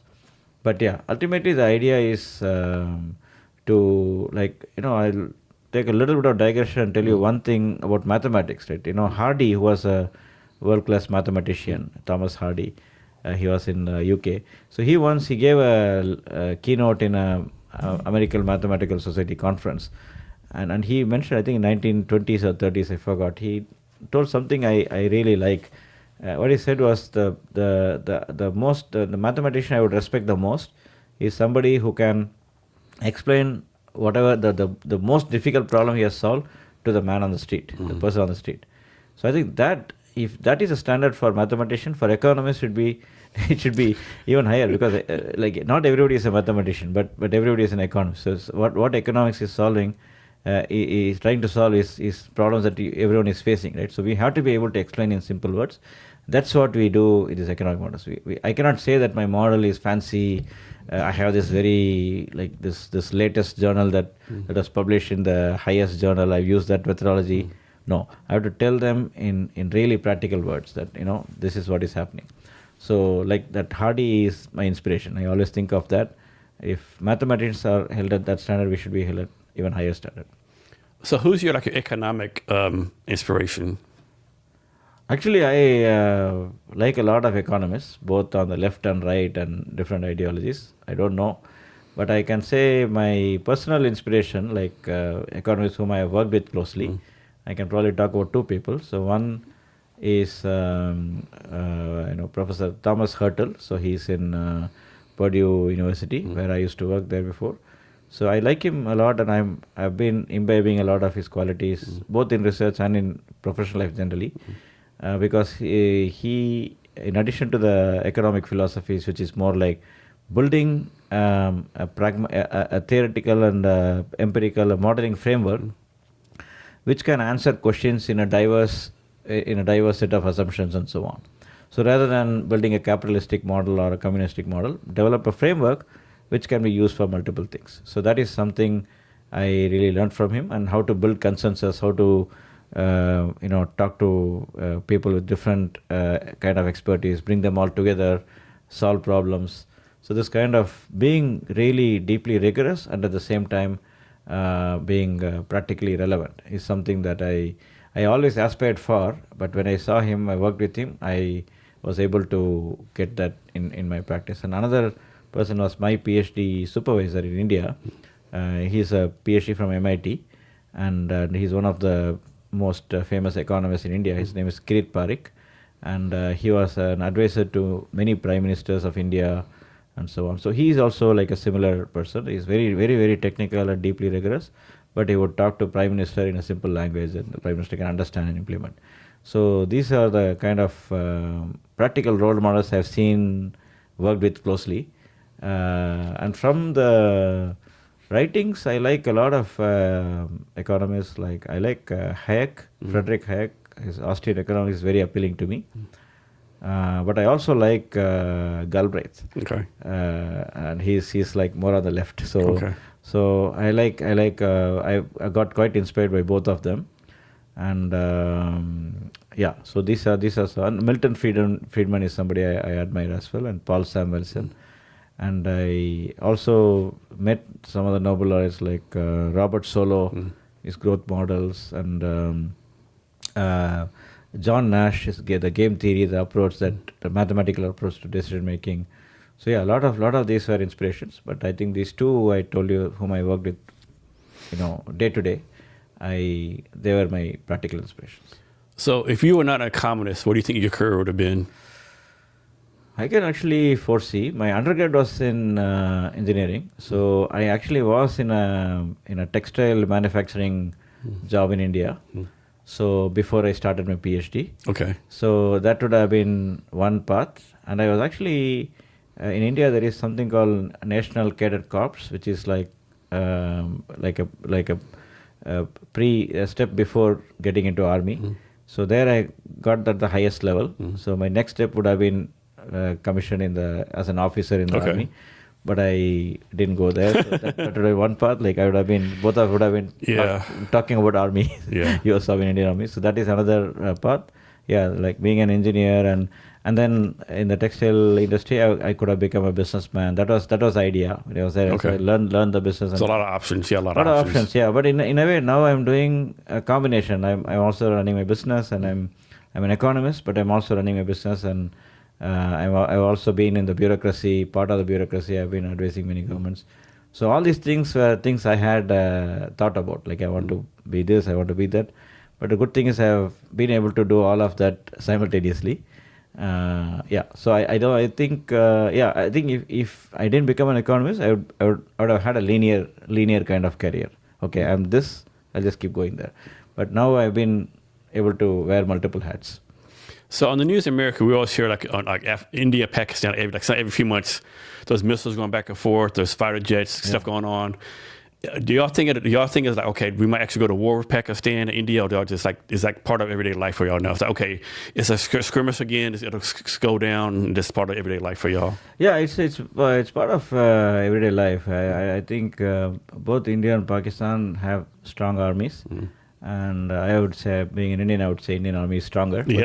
But they are both strong and very world-class armies. So they both know about each other. So I don't think that what India did then was very surgical, very focused, not like a widespread thing. And Pakistan also responded in a very, I would say, measured way. So I think both are, with all the limitations, both are mature. Kind of, I cannot use the word democracy strictly speaking, particularly for Pakistan, Yeah. to some extent for both countries, but yeah, mature states, like both are mature states, Yeah. right? So they can handle their issues themselves, and it's not like you rightly said, it's not like a yeah, I don't think it would ever reach a very catastrophic situation, because in the past they already tested out many things, and they figured out that this is the, like, there's an equilibrium, so to say. So I don't think it'll go beyond control. Yeah, when I was me and my family were Korea for 3 years, for 2005 to 8, and like every 6 months, the North Koreans like do a nuclear bomb, right? And you would think the South Koreans like be kind of like freaked out. They're like, oh no, it's just whatever, it's part of their life, nothing's gonna happen, right? He's just doing whatever, right? Yeah, it's like that checkmate kind of thing, the China-US thing we said, right? Yeah. So it's like a checkmate thing, no first use kind of thing. So I think I'm optimistic that nothing will happen. One thing I want to see in person, I think it happens in Kashmir, where there's this big ceremony each day where the Indian army and the Pakistan army, Yeah. like they're high stepping. Yeah, man, I would love to see that in person, right? I've myself never seen that in person. It just looks so interesting, cool. Like it's like they do it every day. Yeah. There could be a war, like fighting going or whatever. It's the same. They do the same ceremony, like Yeah. I've seen that in YouTube myself, like you. Yeah. I've never seen it. But the legs like pow, pow, pow. Yeah. I had an opportunity to go there. I was very close to going there when I was a grad student, but for some reason I couldn't go. But yeah, that's true. But I would also like to add that from a people point of view, Indians and Pakistanis are very close in the sense that Weren't they like the same country? Didn't like Britain like kind of mess up the cutting up the and they displaced a lot of people. Here's the line, and families are separated. Like exactly. And what I'm saying is, even now they have that feeling of closeness. I mean, language is the same, particularly North India and Pakistan. So it's all the same. And when people when here in Seattle or other places, when Indians and Pakistanis meet each other, they are quite friendly. Sometimes they become very close as well. Like as long as we don't bring up the sensitive topics, right? But I think so. It's just the government to government thing. So some of the previous two Indian prime ministers, even the current prime minister, they tried hard to have like a peace, like long peace deal. On the Pakistani side also reciprocated. They were very very close to doing that, but there is a little bit of that military domination in Pakistan, and in India it is more like it doesn't look in the eyes of the voters. Some of the voters that you're going with the deal. So in both sides there is a political and military compulsions, because of which lasting deal don't happen. I always think, imagine in World War II how Germany and UK were, right? So and today they are so friendly. So India and Pakistan can do much better like that. And I know recently too, Pakistan and Afghanistan have trying to fight a little bit too. They were going back and forth, I think. Yeah, that is to me that was interesting, because during the Afghanistan war, Pakistan, and the Taliban are kind of buddy and stuff. Yeah. I know that they're kind of not buddy. Yeah, of course, I'm not an expert in these aspects, but yeah, definitely. India is one of the countries which invested heavily in Afghanistan to rehabilitate and so on. Like when US invested more in infrastructure and large investments. India invested more in some of the academic stuff, universities and those kind of things. So India has kind of like, even with Taliban also, Indian government is trying to stay with a positive relationship. So, but I think there is something going on between Afghanistan and Pakistan. Like it's like something similar to what India says about Pakistan. Pakistan says the same about Afghanistan, I think. So I don't know. I'm not an expert on that to say who is right, who is wrong. But yeah, definitely it is. All these things are worrisome. I want peace everywhere. Right? So I don't want. It does like there's a lot of hot spots like Cambodia and Thailand going at it. A couple of African countries. It's just I don't know. It's happening. Ukraine and Russia, all that kind of stuff. Yeah. That's happening for a long time. But the thing is, it's still happening in different pockets. It's not like World War II or World War I. Thankfully, right? And that happens. Thankfully, yeah. So you talked about the summit earlier, but can you expand more on like how you see AI affecting labor markets across the world? So across the world, AI is definitely going to have a dent in the labor market. Right? Nobody can say that AI it will just create new jobs. Definitely, it will create new jobs, but then the new jobs that it's going to create, and as I told you earlier, this ABC, right? So the skilled people are going, the AI skilled people are going to definitely, people who are part of AI development are definitely, they are the most, they're going to be paid a lot and they're going to do really well. People who are non-AI, like people like you and me, who are not AI developers but are leveraging AI, we're also going to do well. If we decide not to do that, we are going to suffer. And then the blue collar, unskilled laborers, if they are smart and they don't have to be skilled, but if they are smart and they find in their own way, if they can find some niche, they can survive, and others are going to be affected. So the governments definitely have to think about the first three categories we can forget, the last category we can focus on. And there I think what we left at kind of incomplete in our previous discussion was that, okay, you have to think about this universal basic income thing, but how do you make sure that the UBI is not disincentivizing them from work? So I think that is the biggest challenge now. So how do we make sure, like how do we draw a line between what is, like how do we make sure that the basic human needs are taken care of, and if you want anything beyond that you have to work hard, or is it that we should, even for the basic human needs, we should let them work hard? So this is a high level question that is really people have to think about. At least I think maybe one benchmark could be that rather than making sure everyone eats, we have to think about a nutritional benchmark. If somebody is not getting enough calories, we should make sure they get, and we should just do the delta, not the entire thing. So they still try to make some money, and then we should just make the gap. And with all this AI and technology, we can actually track these things. We can really want. And China has done a lot of work on that. Chinese have done a lot of tracking, which we cannot do here because of privacy and other aspects.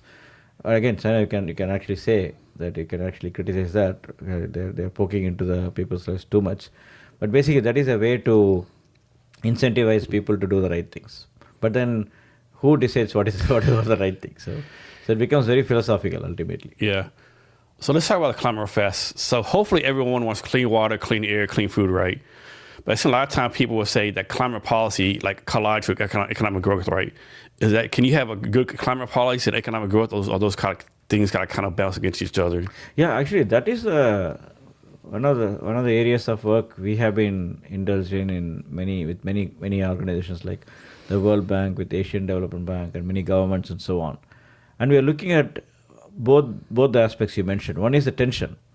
So if you take the developed countries, they have there is a concept in economics called Kuznets curve, right? I don't know if you've heard of it. So you for the viewers, right? If you in the initial stages of growth, there will be increase in pollution, increase in environmental damage, because you are just growing.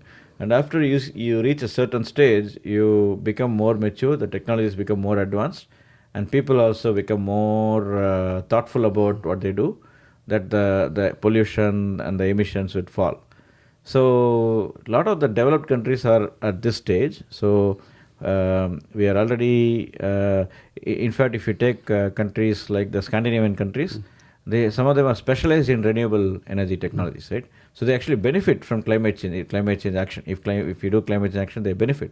Even the US has both. US is such a diverse country. We have fossil fuels. We also have large renewable. We have large solar companies and so on. So they can definitely benefit, right? So the other thing is true. Like if you say that if you're like a climate change purist, right? Like I forgot, Greta Thunberg kind of person. If you're like that kind of person, so you're basically going to say that I'm not going to fly, I'm not going to do this. So then what happens is that what we use this word transition, right? We want to move to clean energy over time, right? So what does that mean? That means that it's not an absolute move. It's going to be a comparative move. Today you are so much dependent on coal. So within coal there are many categories, bituminous and lignite and so on. So lignite is dirty, bituminous is cleaner. So move from lignite to bituminous itself can reduce a lot of emissions. Then coal to oil can reduce emissions. Oil to gas can reduce emissions. And then gas to electricity. And within electricity, fossil fuels to renewables. So this is the transition path. And there is also a talk about nuclear. And people have been averse about nuclear, but nuclear is, in real sense, it's clean energy because it is not. And it's the safest, right? Yeah, it is. Now, when it goes bad, obviously, but Yeah. But then there are enough checks and balances, procedures to make sure it is there. So that is another discussion going on. But I think in most of the policy discussions, nuclear is still part of the clean energy mix, except some countries like Germany and so on, which have shut down their nuclear plants. Yeah. And now, if you see the large tech companies, they use this small modular reactors, right? Which is like small. Like Microsoft just bought 3 Mile Island. Yeah. So Amazon is doing that. Microsoft. So I think that is one way to go. So what I'm saying is there is a plethora of options. We are not saying like it's not like a 0-1. We're not saying okay, shut down fossil fuels, move here. That is not going to happen. That kind of push that is some activists are doing, that is impractical, and that can be catastrophic. If you suddenly close down all the coal plants and all the stop all the drilling and so on, that is not the way to go. So we have to do that seamless transition. Maybe we can have a goal that by 2040 or something we'll be like 80%, 90% renewables. That's a reasonable thing to do, but not like like tomorrow, next year, I'm going to close everything. Also, the other way of doing it is all the new installations. If you are developing a new power plant, that has to be, you can have a policy that anything that is coming up new should be renewable, right? But don't completely shut down the old stuff. But that also, like, that is what brings me to your economic point, right? Like, so far I'm talking only about climate change, but what about economy? Definitely, climate change action will have an economic implication. There can be job losses. We did a study with World Bank on that, like what will happen to jobs when you move. For example, if you're moving from a thermal power plant, like a coal power plant, to like a solar, you're losing a lot of jobs because thermal every day there's somebody has to put the coal and so on. Solar is just panel. So those things we have to consider, right? Like all this transition, this is what many of the large organizations are thinking about. Like how do we make sure that the transition happens smoothly? Winners win more and the losers are compensated. If you don't compensate the losers, then obviously there'll be the revolution happening against it. Like why do we have to do this? And that's what is happening now. That's why a lot of people are saying that climate change is hoax and so on. Because if you completely like do a dramatic shift and then the losers then would come together and then say that okay, this is all bad. So then that becomes like killing the messenger. Okay, climate change is real, but let's be pragmatic about it. Let's be pragmatic about the action. So I think that's very, very important. And I think if you talk to some of the people who are really concerned about climate change from a scientific point of view, they sound very alarmist. They say we are doomed. But there could be some reality in that. I'm not a scientist, of course. I cannot vouch for like what is right and what is wrong. But we can see some things. We can see it's not global warming, but it's climate change. So things can become colder. What we see in East Coast recently. Not just East Coast, the entire America except Seattle. We are saved. So these kind of things definitely say that they indicate that something is wrong. Yeah, my thing is like, is climate change real? It probably is, right? I'm not a scientist, but like, do I want to go back 100 years with no hot water? Yeah. Do I want to like walk everywhere? Yeah. Like no refrigeration? Like I don't know. I don't know about that. I think that's why people talk about this clean energy transition where we don't have to, like, we also talk about this net zero emissions. So net zero is, the concept is that you don't actually reduce all your emissions to zero, but you keep emitting, but then you keep compensating it. You keep planting more trees. Yeah. You plant more trees, plant more forests, and then that is so that is the way we are thinking now.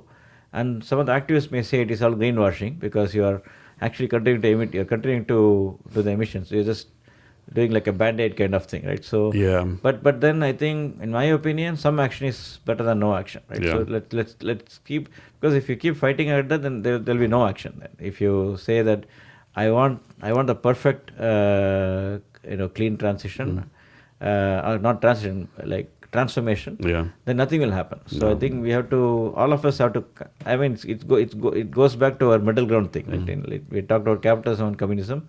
Same thing holds good for climate change activism and the fossil fuel bias. Yeah. Yeah.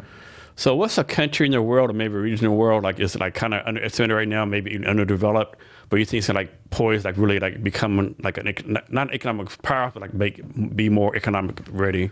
So that makes any sense. I can give two examples, but I can think of many countries. So one example would be Saudi Arabia. I do a lot of work in Saudi Arabia, so I may be a little biased. I'm advising them, so there's some disclaimer, but still. The kind of ambition they have is huge, and you see, just look at their Vision 2030 document. It's enormously ambitious. So they thinks that they don't produce even 1 unit of that product today. They want to export $1 billion of that. So they have a lot of ambitions, and they're also doing it. It's not just empty speeches, but they're actually doing it, because they're taking all these oil dollars and investing enormously, like billions and trillions, in all this infrastructure. So these new investments, new products, new industries, and so on. So and it's a large economy. Many people underestimate the size of the Saudi economy, and also many people underestimate the diversity in terms of the human resources, and particularly after the women empowerment, when women started coming to the job market, they do have a lot of human resources, like high quality. And they already, even before all this talk started, they already had a diversity in terms of the economy. They had other industries too. So I think Saudi is a good country to look for what is happening. And then this, of course, but Saudi is already a pretty rich country, developed country, and it's what I'm talking about is transformation in terms of multifaceted transformation. Even in AA, they've invested a lot. UAE is a similar country, so that's why I don't want to get too much into UAE. But other country, I would say in Africa, I would say one of the African countries. I don't know which one. It could be Rwanda, but Rwanda is too small. But it has that ambition. They have that ambition. I was there. I could see that. And other could be Nigeria. You also talked about it. They have all the resources, and they are now aggressively promoting. Again, diversification and more kind of trade policies. And again, Africa as a whole, as I told you, they have this continental free trade agreement. They're doing a lot of things together. They even have a digital union and all these things. So I think definitely I can expect a lot of surprises coming from the African countries. And some of the recent surprises, which can continue to surprise us, would be Bangladesh and Vietnam. And I didn't include them in the list because they already surprised us. So we don't. I don't know how much more they are going to surprise us. Bangladesh is kind of in a downfall moment because they are graduating from the least developed country status, which were giving them a lot of tariff concessions. So now their rise may not be as big as before. Vietnam also, I think, kind of, I wouldn't say saturated, but it is kind of reached a stage where the steep growth that it had may not have it. It will still grow quite rapidly, but not like before. But these other countries I'm talking about, they have Saudi may not grow like India or other countries, but then the diversification, making it an important player in multiple sectors is an important thing to watch for. And I think in African countries, purely in terms of their growth and also diversification. So what's one economic indicator that everyone should know about to like the general person in the world, like if they follow this economic indicator, they'll know whether their economy is doing good or bad? Is it inflation? Is it like interest rates? Is it like something else? Some indicator, right? Yeah. So one indicator is difficult, but yes, most economists like GDP. So GDP, okay. GDP and GDP per capita. These are two indicators you have to think of, because again, I can take my home country, India. GDP, India is now the third largest economy in the world, right? So now that looks like very impressive. It is impressive, but that huge GDP is shared by 1.4 billion people, right? So now if you see the per capita, India would be, I would say, like definitely 2-digit, if not 3-digit, in terms of ranking. So because per capita is very important, per capita that gives you the average state of a citizen in the country, right? So I think that we have to look for when you're comparing countries. Per capita is a good measure to compare, but when you're looking at your own, the country's own growth, the GDP growth is the best measure. Inflation definitely is something to watch out for, because inflation now even in the elections, affordability was a big issue, right? In New York City elections and so on. So it's an important point to consider. But the interest rates are also, they're interrelated, right? Interest rate and inflation and GDP, they're all interrelated. So I think the best way to think about is, I would say, GDP and GDP per capita would be good enough to consider, and then keep an eye on inflation, keep an eye on interest rates. The inflation is almost always bad, right? Yes, yeah,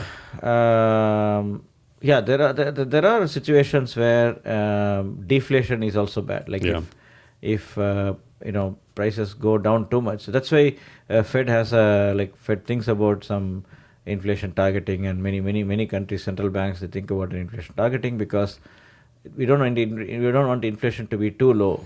Because if inflation is too low, then the prices are coming down, then the producers can also suffer, because they cannot, their profits will keep coming down, right?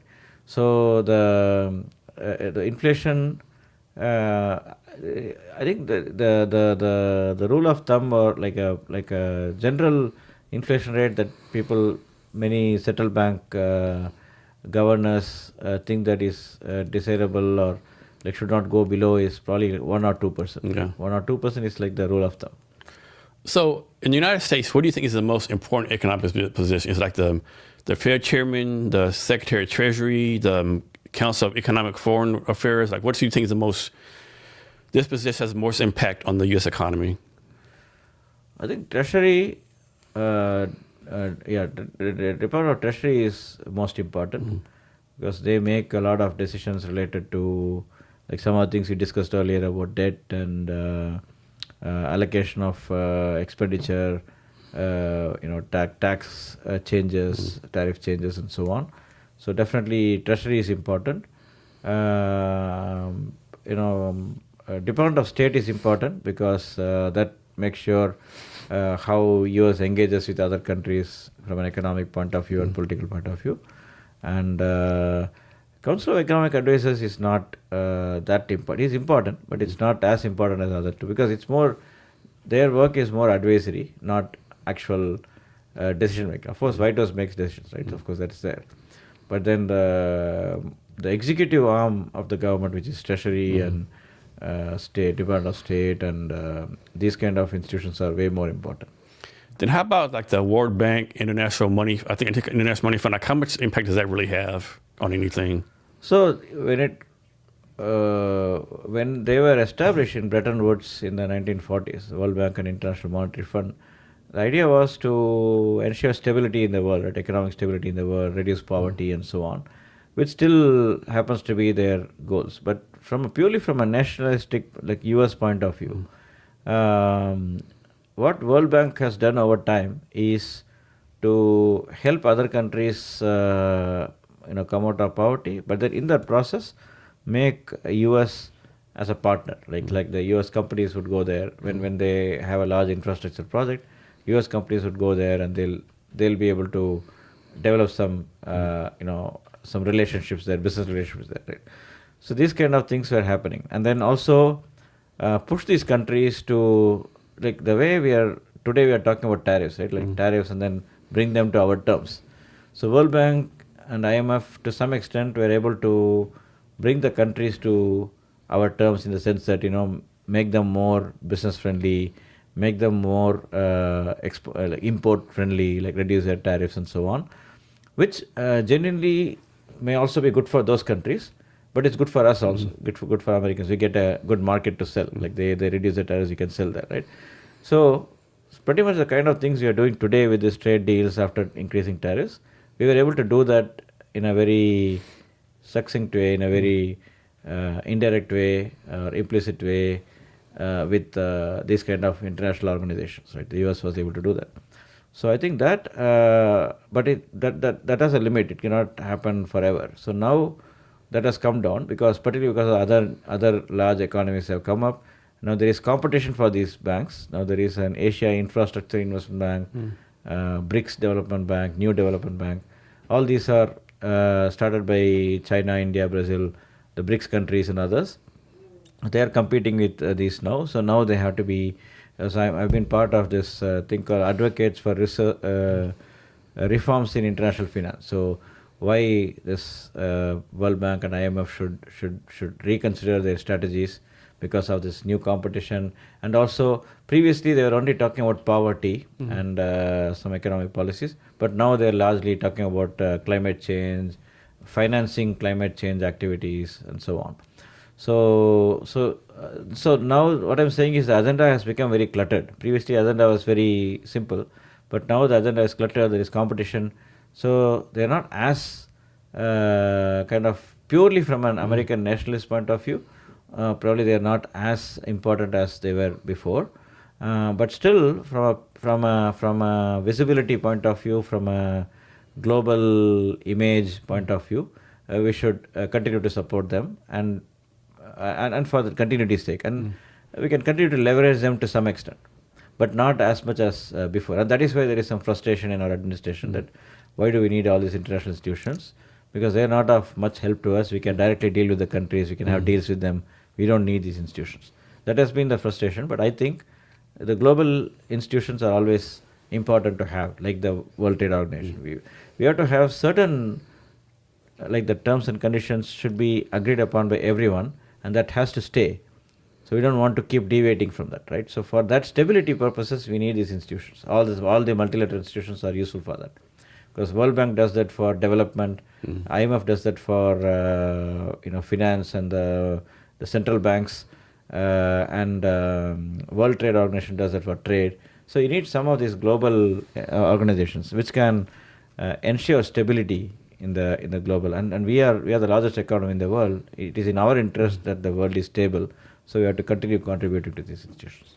So I think there's like a worldwide depression in the 1880s, 1870s, of course, one in 1921 and 29. And it's like we have a recession every 20, 30 years. There was like a financial collapse in 2008. We haven't had, I could be wrong, we haven't had a depression since 1929. Like, who do you think gets credit for that? Definitely Federal Reserve. Federal Reserve is like from a US point of view, Federal Reserve for sure. And you may know many countries have pegged their currencies to the US dollar, like Middle Eastern countries and so on. So the stability in all these countries is because of the Federal Reserve.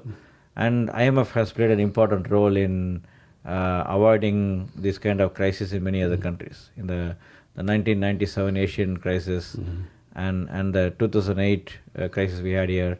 So all these things definitely the national governments and Federal Reserve and the central banks of those countries and IMF, they played an important role.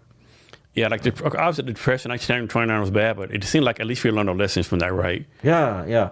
I mean, that is how, you're absolutely right. That is how the Great Depression and the World War. So these two big things. I think people realize that the only reason the depression ended because World War started, right? Wasn't no World War, we might still be depression. Who knows, right? Yeah, exactly. So those two were game changers. Like those two are absolutely, they are interrelated, and that's how all these institutions got established. In fact, John Maynard Keynes is one of my favorite economists too. So there are too many economists I like, so I cannot say, but he wrote a very popular book on. Forgot the exact, it's a very long name, but it's actually about how economics becomes very important post wars, and that is when the country building, the economic reconstruction building. One of the names of the World Bank is International Bank for Reconstruction and Development, IBRD. It's all about reconstructing, and that is where you actually build the whole the economy in a way. Like you are talking about like debt, right? Like. Go to zero and then start. So this is like the war is like the physical equivalent of that. You start from scratch. So then you get a lot of opportunities. People come and so I think, of course, it's a lot of destruction. We don't want another war. But in that, like you rightly said, we learned our lessons and we developed institutions which can take care of all the problems that happened then. And you're absolutely right. We have been pretty fortunate after that, and it is fortunate by design. We are able to develop effective institutions globally to do that. Despite all the I'm not saying that these are all perfect. There are so many limitations, house of cards, but still it has worked for so many years, so many decades. Yeah, obviously every generation has its challenges, but can you imagine being born in 1900? You born in 1900, World War I, the Spanish flu, Great Depression, World War II, Korean War. It's like, I mean, I guess the 20s were known as a party time, but besides that, man, you're like, man, you had a tough life, I think. Yeah, absolutely. Like my daughter says, when I keep talking about like our tough times when you are children in poverty and so on, she'll tell me that, as a child, I have seen COVID. What more do you want to see? Yeah. So every generation will say that, but you're absolutely right. That is a very busy generation, like losing family members, losing people, and having no money. So it's a really tough time. Yeah, millennials, they went through Afghan war, Iraq war, for 2008, COVID, I think every generation has its challenges they have to go through, Exactly. But then, like you rightly said, that generation saw so many things, one after the other, right? So yeah, absolutely. That's a very difficult times of the global. I was like, when people complain, it's not a competition, right? Yeah. Like we all had tough times growing up. It's not a competition. Yeah, it's not yeah, exactly. Like I know the only sport I really like and follow is cricket. Unfortunately, I'm not into other things. But in cricket, recently somebody was asking me. There was a very famous cricketer named Don Bradman. He's an Australian. His record is even today unbroken. Like his average is like 99 runs per match. And somebody was asking me, like, is it because those days the bowlers were not so good? I said, yeah, that's a good question. Maybe they didn't have certain types of bowling then, but then it's like a level playing field. Right? Yeah. Everyone had the same advantage, but he did that. But then if you bring one bowler from today, ask him to bowl him, he may not have done that, right? So it's difficult to compare somebody from one generation and put him in another generation, because every generation is different. Every generation has its own challenges, its own list of pros and cons. Here's a good one for you. How much do you know about baseball? I know a little bit. My son plays a little bit. Okay, so a little bit, yeah. Way back there was a hitter named Ted Williams, right? One of the best hitters there, right? He would hit like 390, 400, whatever. Yeah. And like 20 years after he retired, they asked him, like, the game's changed, right? If you were a hitter today, what your batting average would be? Oh, I probably hit 250. They said, is that because like the ball's faster, better than athletes? I'm 65 years old. That's why I would hit 250. Right, absolutely. So it's So can you give us like an economic prediction for the world coming up? The world? Yeah. That's a tough question to ask an economist. But yeah, I think generally speaking, at the moment, a lot of economic growth in the world is happening because of the various transformations that are happening. One is AI for sure, AI investments. Many countries you see AI investments are fueling the economy, and our country for sure, the US for sure. And that has a lot of spillover effects and linkages between different other countries. So I think this party may continue until even some of the AI insiders, some top corporates, I think even NVIDIA, Jensen and others also talked about it, alluded to the possibility that probably we are investing too much, and there'll be a time where people start realizing that no, we invested too much, and from a labor force point of view, it's already happening. Like a lot of companies are laying off and so on. So that is one big thing, one big factor we have to keep an eye on. I'm not predicting anything. We may have to be careful about the possibility of that being that party getting stopped. And all the wars we talked about, that's also a concern. But hopefully we have had some of these wars are happening for a long time, like Russia, Ukraine, and so on. Hopefully they should come to an end, and that will give more stability to the economy. Because the Middle Eastern war, the Palestine war is also very important. The Red Sea crisis, these things have a logistical importance, like the transport importance and so on. So I think that is an important thing to keep in mind when we make predictions. And of course, we have to think about the rapidly growing countries like India for sure. China is slowing down, but it's still growing well, and some of the African countries. So it's going to be very heterogeneous. Like it's not going to be one story for the entire world. But broadly speaking, I think the AI story is like the technology story is like common across the world. The green transition story is another one. So that is also going to have a positive and negative impact on different countries. If you are a completely fossil fuel dependent country, you'll be losing, and if you are a mixed economy like green and fossil fuels, you may benefit. And purely green countries like some of the Scandinavian countries, they can benefit. So yeah, it's going to be a plethora of things happening at sectoral and countries level. But broadly speaking, we are in an era of transformation, right? So we have to wait and watch how all these things, interactions between the different factors, are going to shape the world together.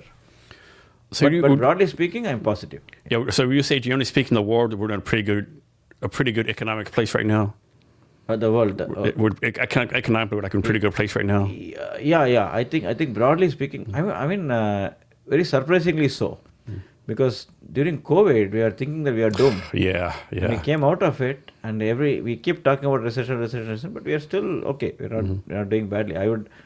I mean, during COVID, we thought the next 10 years we'll be growing, like we're contracting with 2%, 3%, right? But we are way better. So maybe our expectations have come down so much, so that any growth is positive. So I think we are not in a very bad place purely from an economic standpoint. There are many challenges, there are many risks, as always. But I think broadly speaking, on balance, I think we are in a good place. So you talk about your company some, but can you go more detail, like why you started the company, what you focus on now, what you want to do with the company in the future? Great question. Actually, I'm not. Even now I don't consider myself very like an entrepreneurial person, but I've been able to establish it because of help and collaboration from many people. But when I started, like a funny thing is that I was in Purdue University until 2015, and I moved here to Seattle for a family move for my wife's job in Amazon. And when I moved, I was actually looking for, the only thing I had done until that point was academic job as a full-time position. So I was looking for an academic position here, and it was very difficult to get it. And then I thought, okay, let me start something. And I had started working with a lot of people, a lot of different organizations, this World Bank and UN, United Nations, and so on. So I started talking to them and asking them, would you be willing to work with me as an individual or as a company, or would you just prefer me to be a professor somewhere and then have me as a part-time advisor? Whatever we just want to work with you. Whatever way you want to work, it's okay. That gave me a lot of confidence. Okay, there are some people who want to work with me. So then I took a sabbatical from Purdue and then started the company with another colleague. He was based out of Canada. So then I started, and then I simultaneously, the idea, the name, I need to tell the story about the name. So the name was, the first registration we did was in Canada, in Sussex. Surrey in British Columbia, like pretty close to here. So when we first thought about the name, I came up with Policy Research Institute. I wanted a very boring name, Policy Research. So then they didn't agree. They said no, it's a very generic name. Change it to something else. So then I thought, I've seen in our careers and many others' careers that there are two kinds of conflicts that happen. So the employer and employee relationship, right? So once the employee becomes more and more prominent and does well, the employer thinks that that employee is going to take his position, his or her position, right? So there is an insecurity kind of thinking, which is what we call a zero sum thinking, right? This also happens between a consultant and a client. Like I'm let's say you are my client, I'm your consultant. I have a tendency to hide things from you, because if I tell you everything that I know, you would stop paying me. Yeah. So that's a zero-sum game again, right? So if I give him all the knowledge that I have, he's going to stop working with me, which means he is benefiting more and I'm going to lose. Both are zero-sum games, right? So zero-sum thinking. So I said, no, just because we all think like this, we are all losing a lot. Why don't we have the opposite, like infinite sum? Like you win, I win, and the sum of the wins is infinite. Like all of us win together, and the wins may be finite, but the sum can be infinite. So why restrict ourselves to the zero-sum thinking? That's why I decided, let's start this, and that is our philosophy. So when we work with the client, we don't think that we don't worry about the next project. We just focus on this one and give our 100%. Like whatever I know, I want to, like one of the clients, when I first started the engagement, I told he was a governor of a authority, like a minister in the country, and he asked me, like, what are your plans with, what are your future plans with us? So I said, our future plan is that we want to make sure that your team has all the capabilities that our team has, our team has, so that you don't have to continue working with us. You become independent, you become your own powerhouse. And he was so excited. He said, no consultant has ever said this to me. They always say, we know more than you, keep coming to us. Indirectly they'll say that. So, and that is our philosophy. That is how we started. And then I got a lot of engagements with McKinsey, and then with World Bank and all these organizations. And then initially, as I told you, I did a lot of things for free at a very low cost and so on. And then they realized our value, that okay, you guys can do it. So then we became almost like, to some extent, we became in our niche area, our specific type of CGE modeling, we are like almost like a monopoly, in the sense that like sometimes it has so happened that a client comes to us and they go to some other consulting company, and that consulting company also would hire us. So we'll be doubly hired, and without knowing that we are working on the same club, because there will be a lot of confidentiality thing they won't say. It has happened a few times, and sometimes we found out and say, no, we cannot do this because we cannot compete with ourselves, right? So because it's a very niche area, the kind of work we do, the kind of models that I used to develop at Purdue, these are models that can capture interrelationships between different industries and different countries. So if you want to work on any country, any industry, the model already has, it's almost like a off-the-shelf model for that, and we can use that and improvise on it. So that's why I was able to do a wide range of things as a company and as an individual, and that's why we publish so much. Also, some of the, when I said free projects, when you do free, we will be able to publish that. We will publish it, it will be in the public domain, that will create visibility. The Brexit example I gave you. So all these things kind of, worked out together.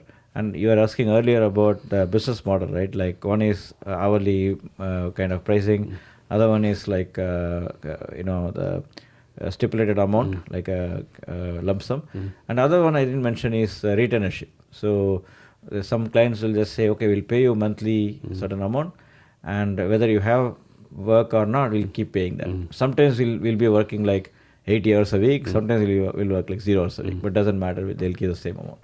So we have this kind of models. So all these models evolved over time, and we became, as a company, we became vendors to many organizations like World Bank and so on. And since our work is very global, we have a strong presence in the US, but we also have a team in India. We recently started teams in Ghana to capture the African market, and also in Saudi Arabia for Middle East and so on. And so we're very global. And so I think that's the journey. It has been 10 years since we started. 2015 is when we started. So, and then we have grown. And from a financial point of view, we have kept it, it was a conscious decision that we don't want to be like a typical startup becoming unicorn or something. We want to keep it small. But in terms of size and in terms of financial and employee size, we have kept it relatively small, as I told you, like couple of dozen people. But in terms of impact, we want it to be big, like, because all the work we have done, they have impacted millions of people, because whatever we do, the decisions are taken up by the ministers and the top leadership in the countries, and that has led to a lot of positive transformation. So why should someone consider becoming an economist as their professional career? Why should someone? That's a great question. Maybe I can tell a little bit about my journey, right, from engineering. Why did I move to economics? And that can answer the question, right? When I was doing my engineering in India, my undergrad in engineering, I was I started feeling that in my area, that was particularly on textile technology and engineering, when I used to read the trade journals, the magazines and so on, they would always say that India's technologies are obsolete, they are not so good and so on. But I, being an engineer, I could go and see on the ground. India was the leader in engineering, textile engineering. The largest company in the world was actually in India. Even now it is in India. So, and they're doing a lot of different innovations, new technologies and so on. But still, it was not doing well. So then I realized that it's not purely about technology. It's actually about some policies that are implemented by the government.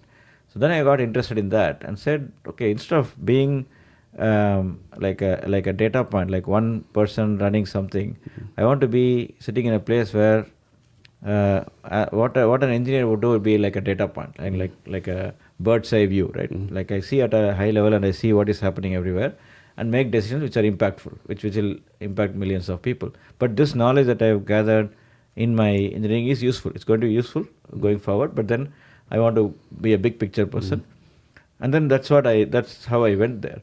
But also, the other aspect, this is one thing. This is like interest in policy. People who are interested in policy, who want to make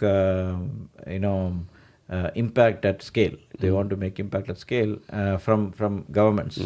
They should definitely consider economics. Even others can consider economics, and people who are interested in policy can also do other things, right? Like maybe you can do political science, you can do other things. But then economics is for people who have an analytical bent of mind. They like numbers, like me. I like numbers. I like analytical bent of mind. I had, with engineering background, most people have that. Science background too, and also practical relevance. So in my early part of my career, I was thinking that I really like numbers. I like coding. I'm almost like a half data scientist, like IT kind of guy. But at the same time, I want to do things that are practically meaningful.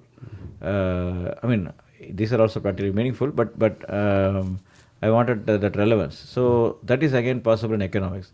And also in economics, if you want to be a generalist, if you want to, during our conversation, you might have realized that I worked in many different areas, right? So sometimes for a non-economist, they may wonder, like, what are you? Like, you say you can do trade, you can do technology, AI, you can do clean energy, you can do this. Like, how many things can you do?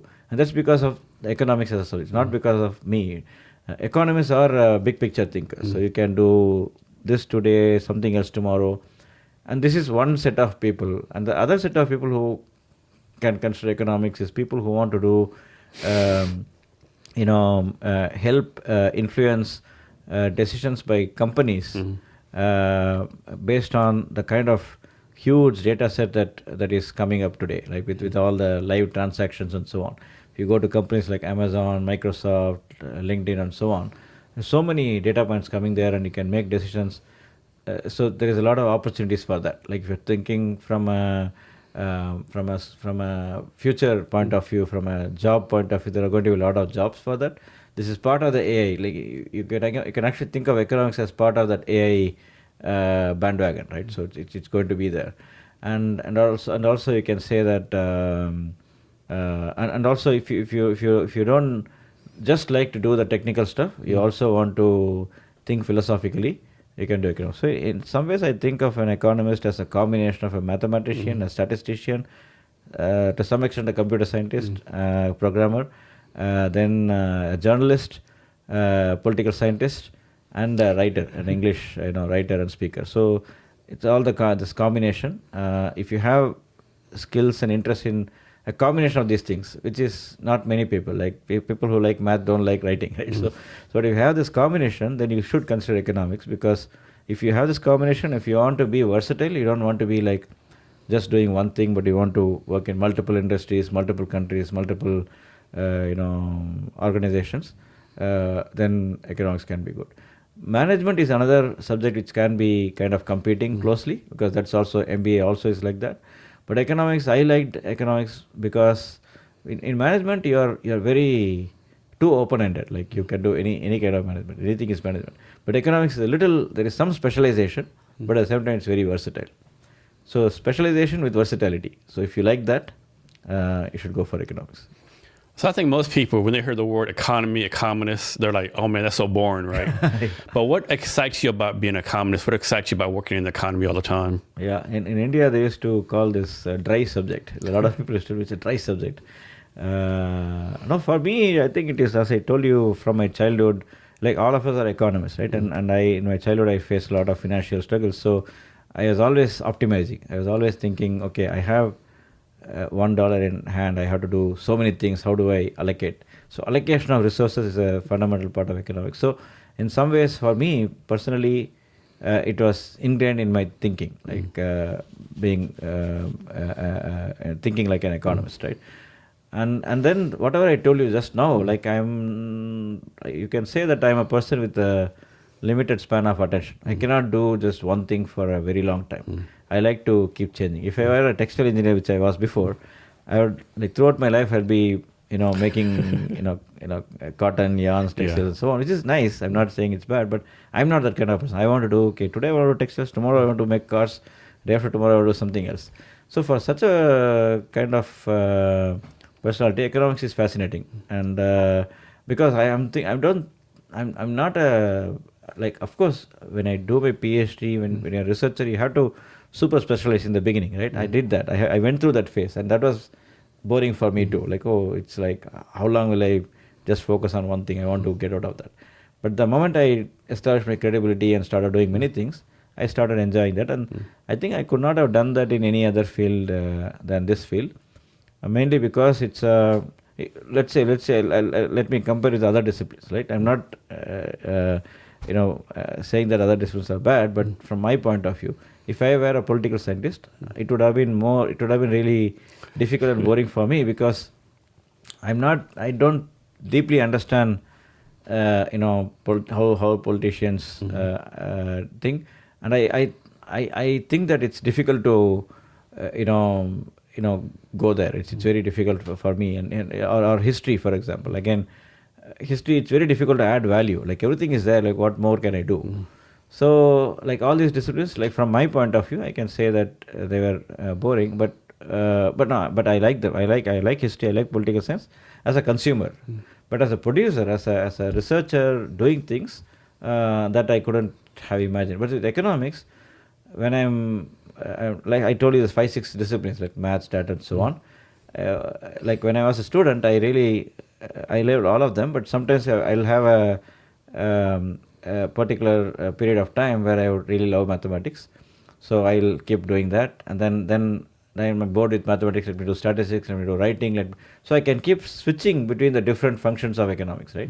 So, which I think, again, it's very difficult to see in other disciplines. So I actually felt it fascinating because it's highly impactful, highly versatile, and a lot of variety, basically. So that's why I didn't feel like it's dry. But I think I do understand why people think it's boring, because it's very argumentative. Like, you don't have a firm answer. Like, you might have realized by now, most of the questions you asked, I don't think I answered to the point. Right? It's if and but, case 1, case 2, case 3. So, but I think that actually fascinated me. Like, for many people, it may be boring. Like, oh, you don't answer to the point. Like, I think the President Reagan or somebody, one of the presidents said, I need an economist with one hand.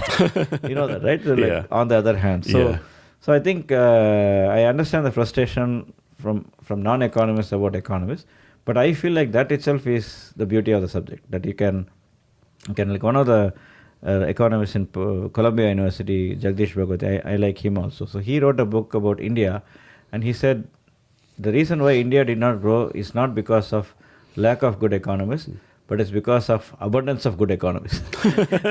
So good economists, that's a good one. Yeah, good economists can actually come up with their argument, and they can convince you in any way, right? That's the beauty of the subject.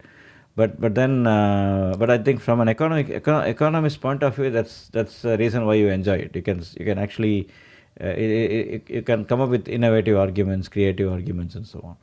So is it kind of like a philosophy in that way? Yeah, in the list, I think I don't know that I mentioned, but philosophy is one of the important aspects of economics, definitely. So is there anything I should have asked you, I haven't asked you yet, or anything else you want to talk about? Yes. Is there anything I haven't asked you yet Oh, that I needed to ask you, or anything else you want to talk about? I think we covered a lot of ground actually. Maybe I should probably ask you, how did you think about approaching me as a, was it the economics part of it, or like what It is the economics part, because I talk to a lot of tech people. I always try to reach out to different people, right? And what I do, I have like a lot of LinkedIn connections. You see, I just go down the list. Oh, great. Okay, he's the next one. Oh man, has interesting background. Like me. So I'm the first economist you're in the You're the second one. There's a guy named Spencer Cohen. He's a good friend of mine. Okay, he was on there. Yeah. So I used to do this in a place called Spaceworks, like 2 blocks away. He was my last podcast over there before I moved over here. Oh, great. So I had him on maybe 3 years ago. Yeah. Oh, wonderful. Yeah. Spencer is a very, very good friend of mine. So Yeah. great. Yeah. He focused on China. You focus on India. Yeah. And we have also collaborated a lot together. Yeah. So great. No, I think you covered a lot of ground. I think, and I admire your background, your service to the country, and all the wonderful things you have done. And so thank you for all the things you have done then, and also thank you for having me here. My pleasure. I really appreciate, and I've never done wonderful podcast this kind of setting and at a relaxed pace. Like usually it is like 30 minutes, 1 hour. But my thing, you don't learn about the person in 30 minutes, right? Yeah. So how can people reach out to you? They can reach out to me. I must tell you, I saw you also have a lot of LinkedIn followers. I have the same. It has become a problem now because 30,000 is the maximum connections. I have reached that. So you can always follow me. And you can reach out to me by email. It's my first name, badri@infisum.com. Infisum is a company, you can see the logo. So badri@infisum.com. And that's the best way. I always check emails, and LinkedIn, you can follow me and you can message me. Message, I'll definitely respond. So these are the different ways to reach me. I'm generally I'm very responsive, unless I travel, which I do a lot. So before you get out, can you give us any advice on or wisdom or anything you want to talk about? On advice to the younger professionals, or anything you want to do? Okay. I think long ago, one of my friends, he was the co-founder of Nike. So Stephen Foster. So he long time ago reached out to me. So he writes a book called One Golden Nugget. So he takes some quotes from different people and publishes them. So he asked me to do it, and I'm not such a wise person to give a quote, but I still thought about it. And I would like to share that here. So that was, like the best way to progress in one's life and career is to help others. And that's not like, I'm not saying this as a philanthropy or like charity or something, but this help is like I was giving you the example of like doing things for free first and so on. So it's basically like make a difference in others' lives would automatically add to your growth, because first they are going to be, if that person is like your subordinate, somebody who is like in a worse position than you, you're helping them, they're going to grow, and then they're going to help you or be grateful to you. That positive vibration itself is good. Forget about them helping you tomorrow, but that positive, the blessing or the positive feeling itself is good. And secondly, if it's somebody superior to you, they're going to reward you. Okay, you help me. I'll keep it in mind. I'll think about you in the future. So it never goes waste. If it is a potential enemy, or potentially I don't have any enemy. I don't call anybody as enemy. But if it is a potential like a harmful person who can harm you or something, then it's at worst it's a lesson learned. At best, you kind of avoid that person harming you, because you are going to instill some positivity in that person, right? So basically what I say is, if you want to track how much you are progressing in life, what you have to track is how many people have you helped. So that is a way of like quantifying, like how much have you progressed, how many people have you helped.